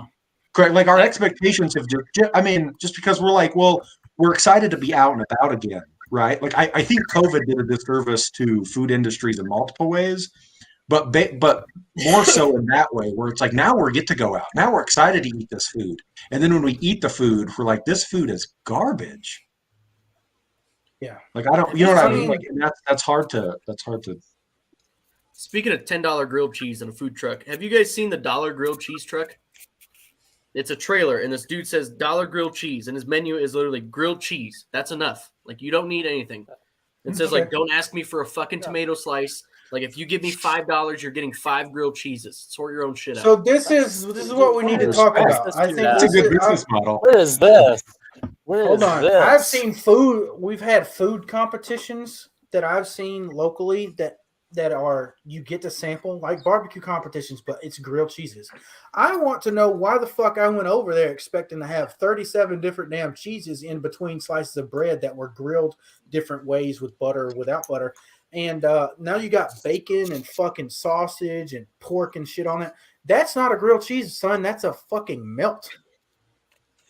Oh, yeah. I'd get like a patty melt like that. Yeah, I'd give that to you. Yeah, that's fine. I give that to you. That's not a grilled cheese, though. That's a reasonable Were they calling it grilled cheese? It was a grilled cheese competition. So then at what point does a grilled cheese turn into a melt? Is it the meat? Yeah, when you start adding meat, it is only the meat. I don't know. I mean, would you consider adding, like, if somebody wanted a tomato on their grilled cheese, would you still consider that a grilled cheese? No. I'd consider I would not. That's what tomato sauce is. Why? For. You okay. Yeah, thank you, Jay.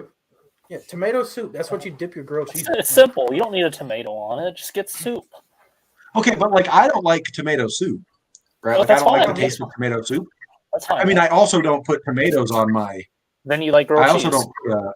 I don't put tomatoes on my grilled cheese, but I like grilled cheese. But if somebody was in that situation where they're like, I don't want a tomato soup, but I want like I like the taste of tomato, so I want tomato on my grilled cheese.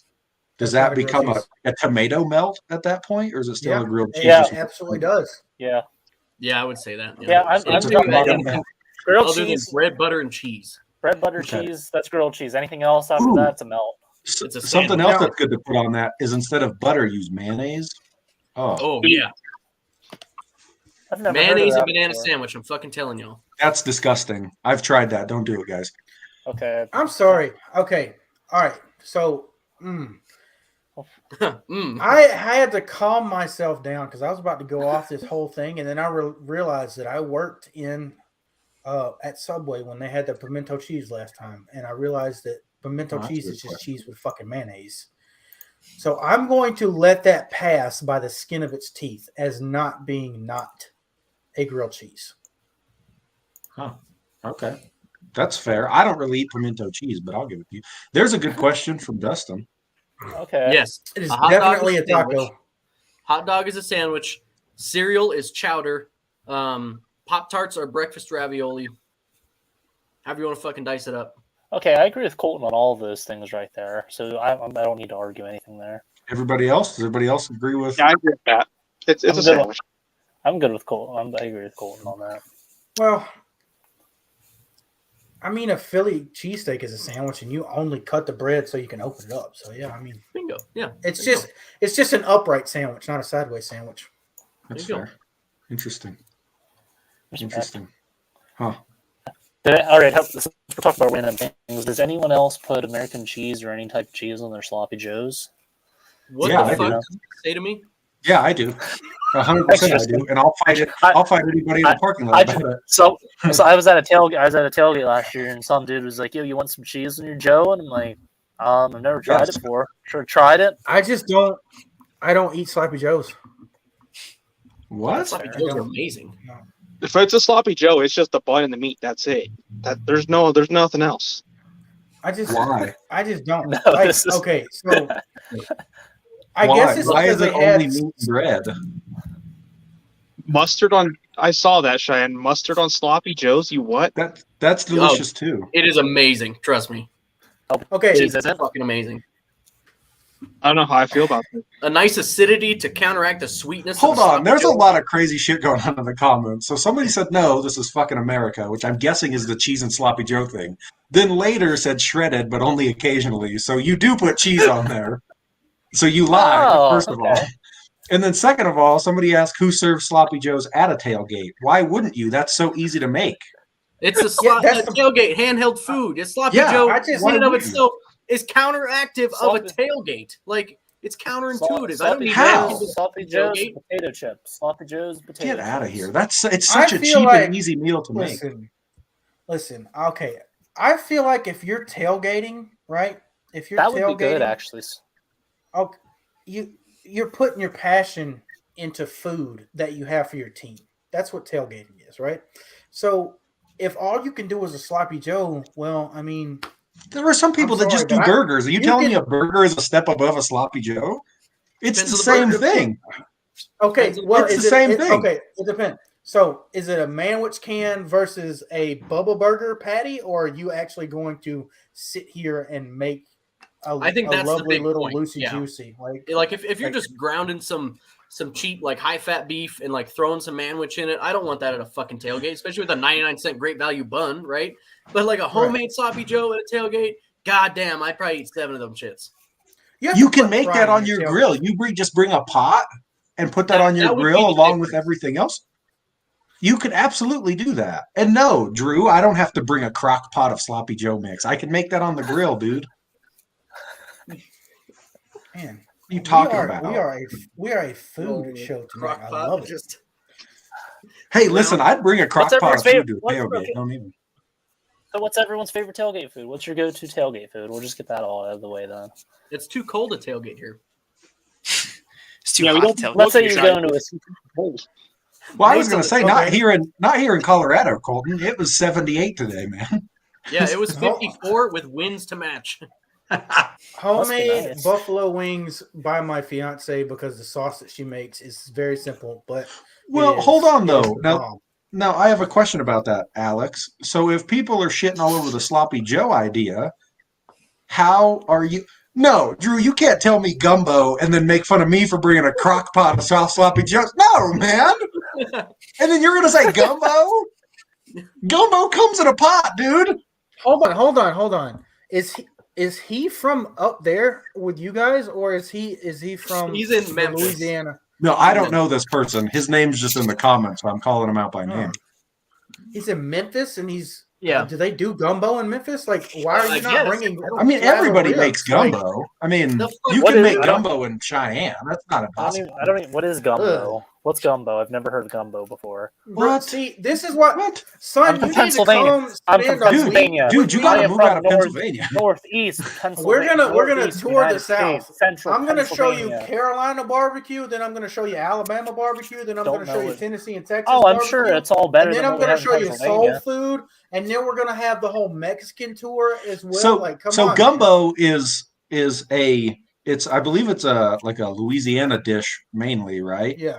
I guess, or it's a Southern dish mainly. Yeah.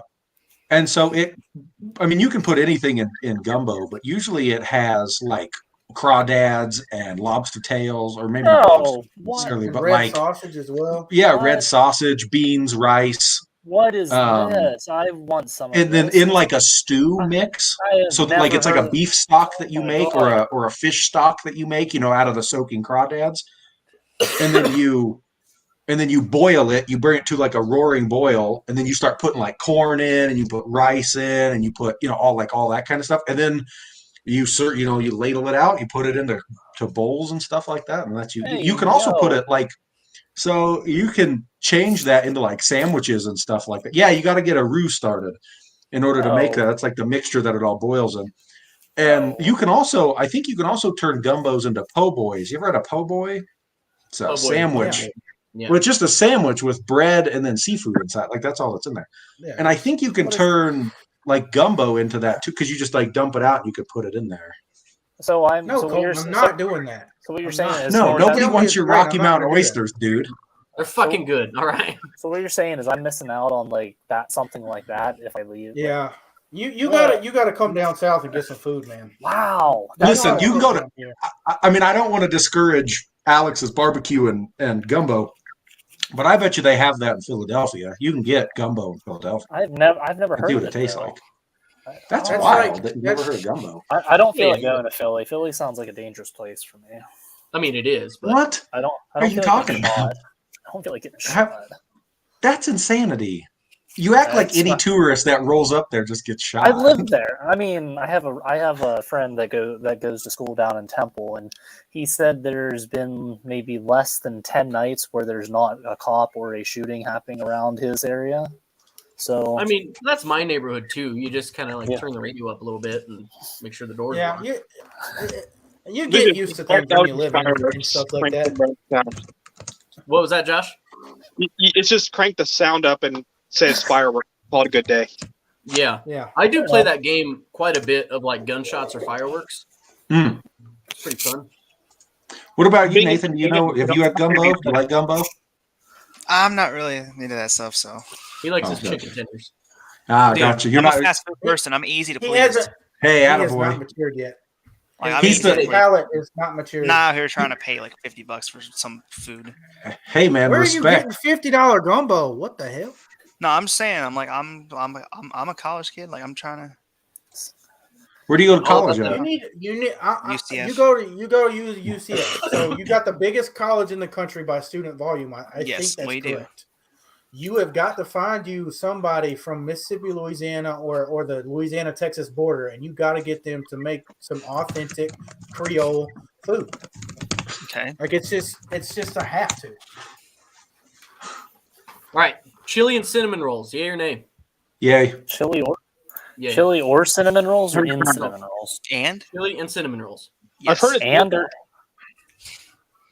it's good. I've heard it's really good. I feel like that sounds pretty good, honestly, to be honest with you. It's pretty fucking good.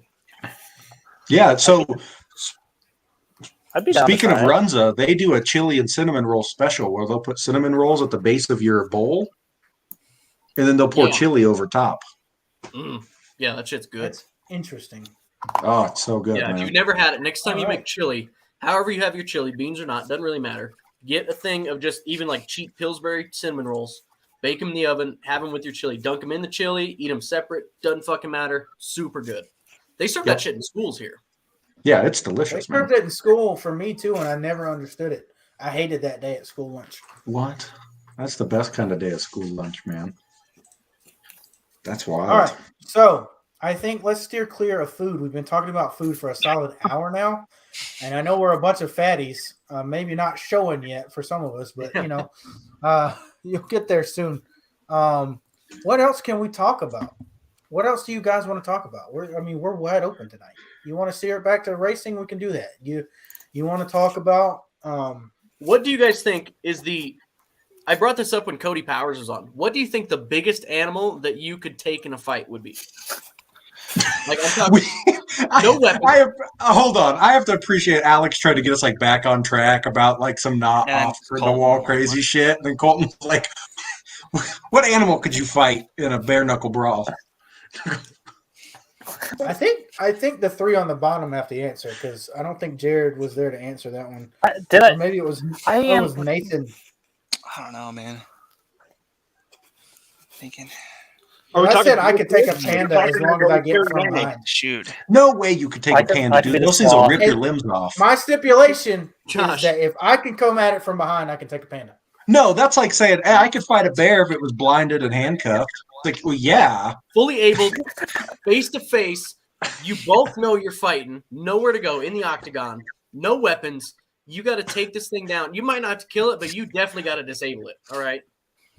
Be like, what's his name? Be like Jackie Moon with Dewey. Well, you say no weapons, but I carry a pocket knife all the time. Do I have a pocket knife? No. No, you are. I will barely give you clothes. All right. These are the only weapons you get. Right. Yeah. Major mountain lion. That's probably the max you could actually realistically get. You're not winning against a black bear or a brown bear out here. I don't even think a mountain lion, dude. Like fuck. Yeah. Any cat is off the table other than a tabby cat. Like I could fuck me up for a little while. Oh, I'll fight him. Hold up.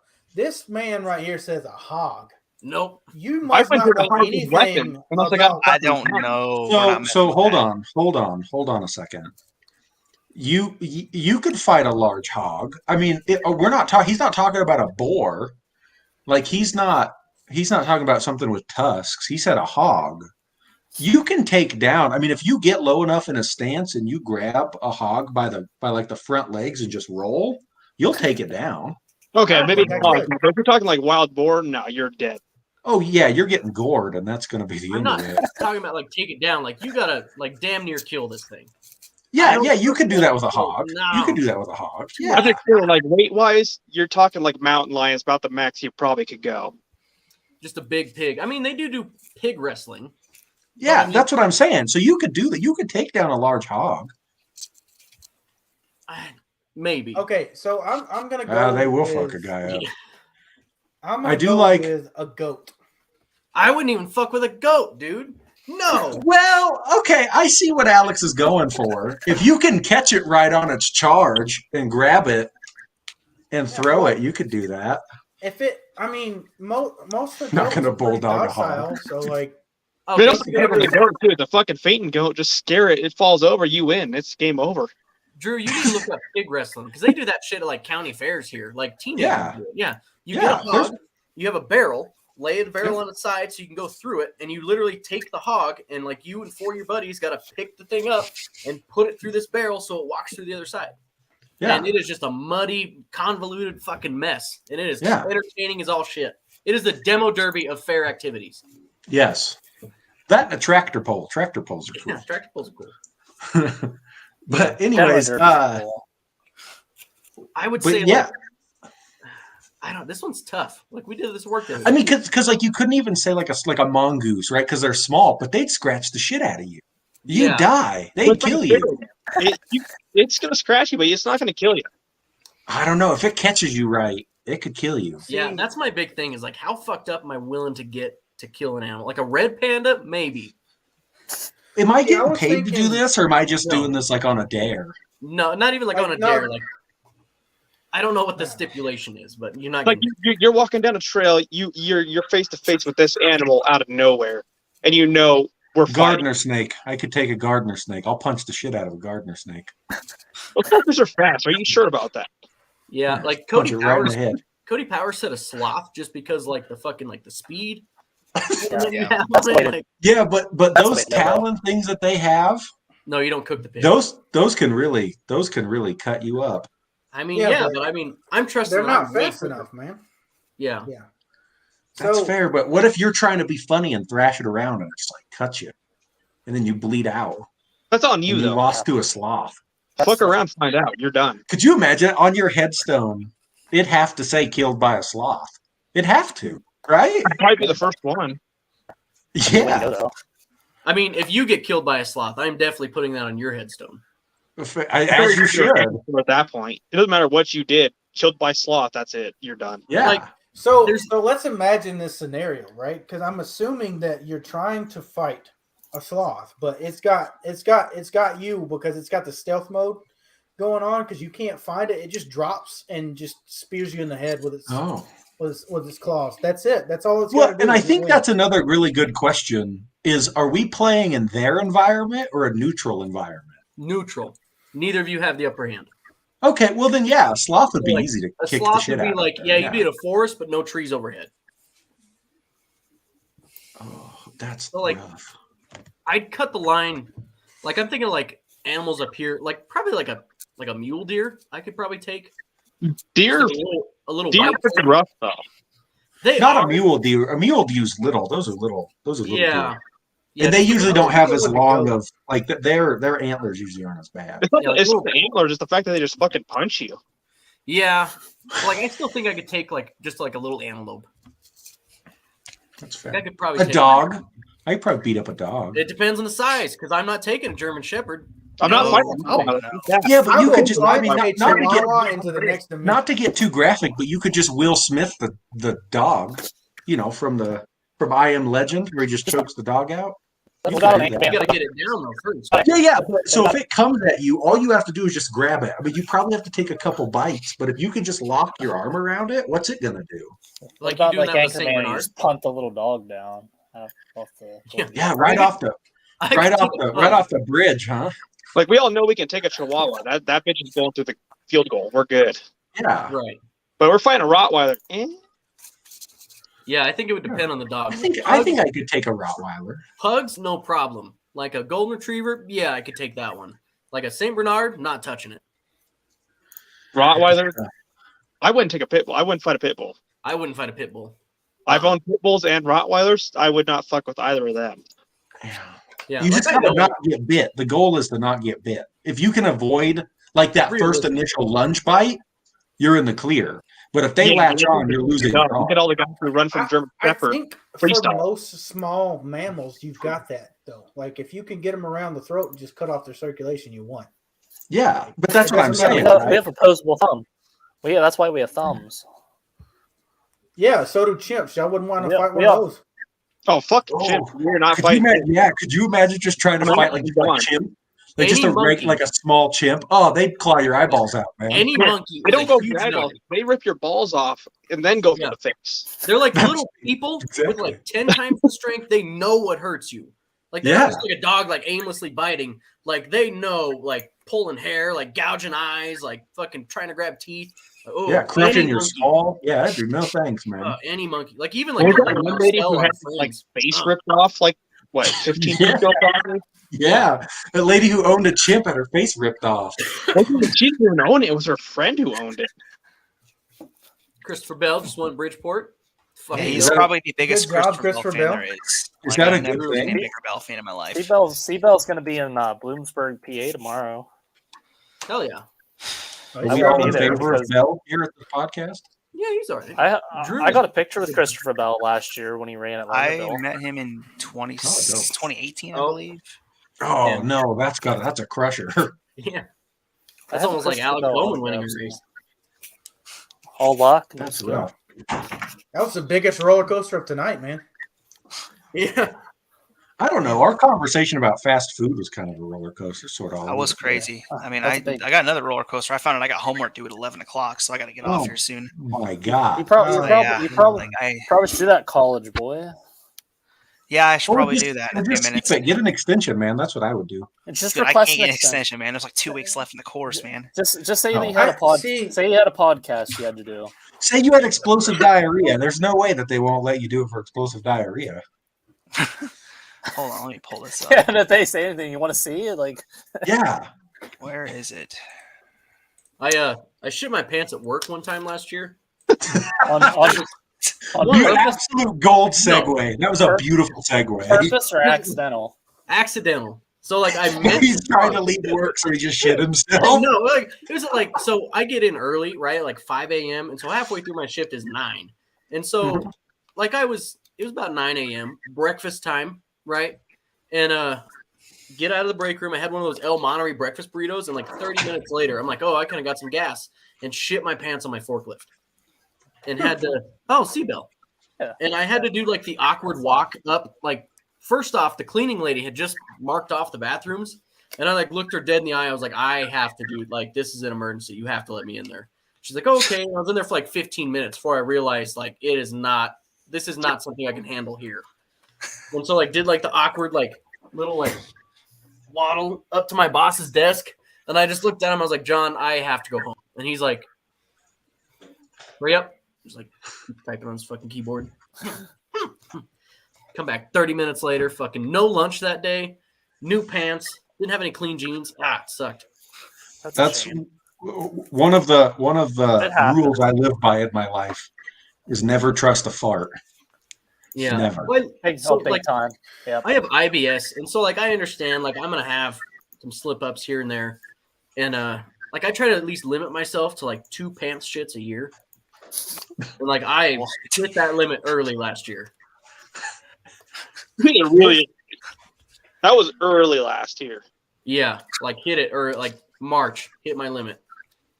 That's amazing. All right. Well, this conversation has taken a wild Yeah, turn. that's interesting. So I don't know what to say about that. I don't want to go into detail, but I could on this subject. I'm not going to. Hold on, read that comment. Whoa. Oh yeah, there's the pillows too. You can't forget the pillows.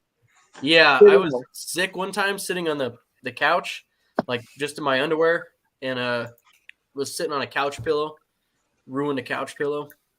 First of all, maniac for just sitting in your underwear on the couch.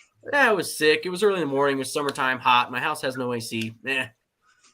Wild. Yeah.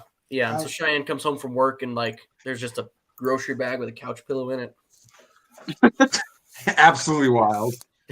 So I guess if Colton's going to go down that road, I guess I can go down mine. I was getting ready to race a 300-mile iRacing event, and it was during practice, and I had to skip qualifying because I sneezed, and it came out of my underwear onto the seat. God damn! Wow, we're getting real deep into this. It's Tony Stewart over here. I had to pull the question up, clean it, and run back, and I raced in. Just said Tony Stewart. Absolute glorious comment. Yeah. And then I went on to finish second. I almost won. So, I mean, it was worth it. I almost pulled the Tony Stewart off. Yeah. Hey, Lamar Jackson had to take a dump in the middle of his game, and he came back and won. So it happens to the best of us. I do like that Tristan knows Tony Stewart for the Watkins Glen shit his pants with 30 to go. Well, so I know Tony Stewart because guy's Aaron amazing. worked at Home Depot, and that was their racer. That was their guy when he worked there. That's the only reason why I know who that is. All right. Well, this has been a shit show of a show tonight. Literally. This has been no a real pun pants filler of an episode, huh? So Hope it we didn't- is. hope It we didn't is stink- hope 9. we didn't stink up the show tonight. It is. It's 9:30. Come on. Nathan has to go do some homework. So Yeah. before we let you go, is Godspeed, there Nathan. anything that you need to Godspeed. get off your chest or Nerd. out of your system as we have just now? Nice.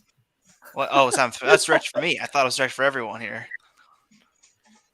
No, not really. I think we covered some interesting topics today. Some stuff I definitely didn't expect to get to. So Alright. I learn something new every day. That's probably So, my leading mark. This is something that we want to keep doing. Wide open fan fuel. Does not matter what we talk about. Obviously, that is it. These are just going to be days where we just hang out and meet new people. But I want to thank Josh and Tristan for coming on. We've had a hell of a conversation tonight. And you know what, guys? I know we didn't talk much NASCAR, but thanks so much for coming on. Thanks, guys. Yeah, thanks for having me. I appreciate it.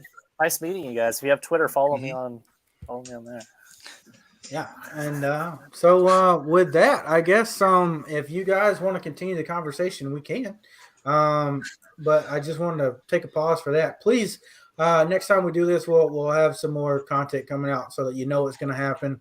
And we will be doing this a little bit more. We've got some stuff to talk about in the next coming weeks coming up. We are going to hit our Tony Stewart show first and foremost, I think, in the next week or two. And then we'll be hitting some other stuff. We got a couple fan spotlights coming. Other than that, Josh, Tristan, you guys want to plug anything before we head off?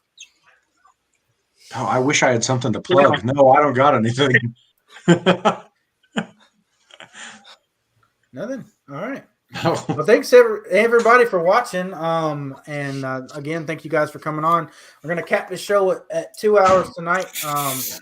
Just do know that we have room for 10 people, so we could have 4 more. We could have made this shit show a lot bigger. So we'll look to do that next time. And thanks for everyone watching. As always, you can follow us at FanFuel MSM, capital F, capital MSM on all of our social media platforms. You can check us out at fanfuelmotorsports.com.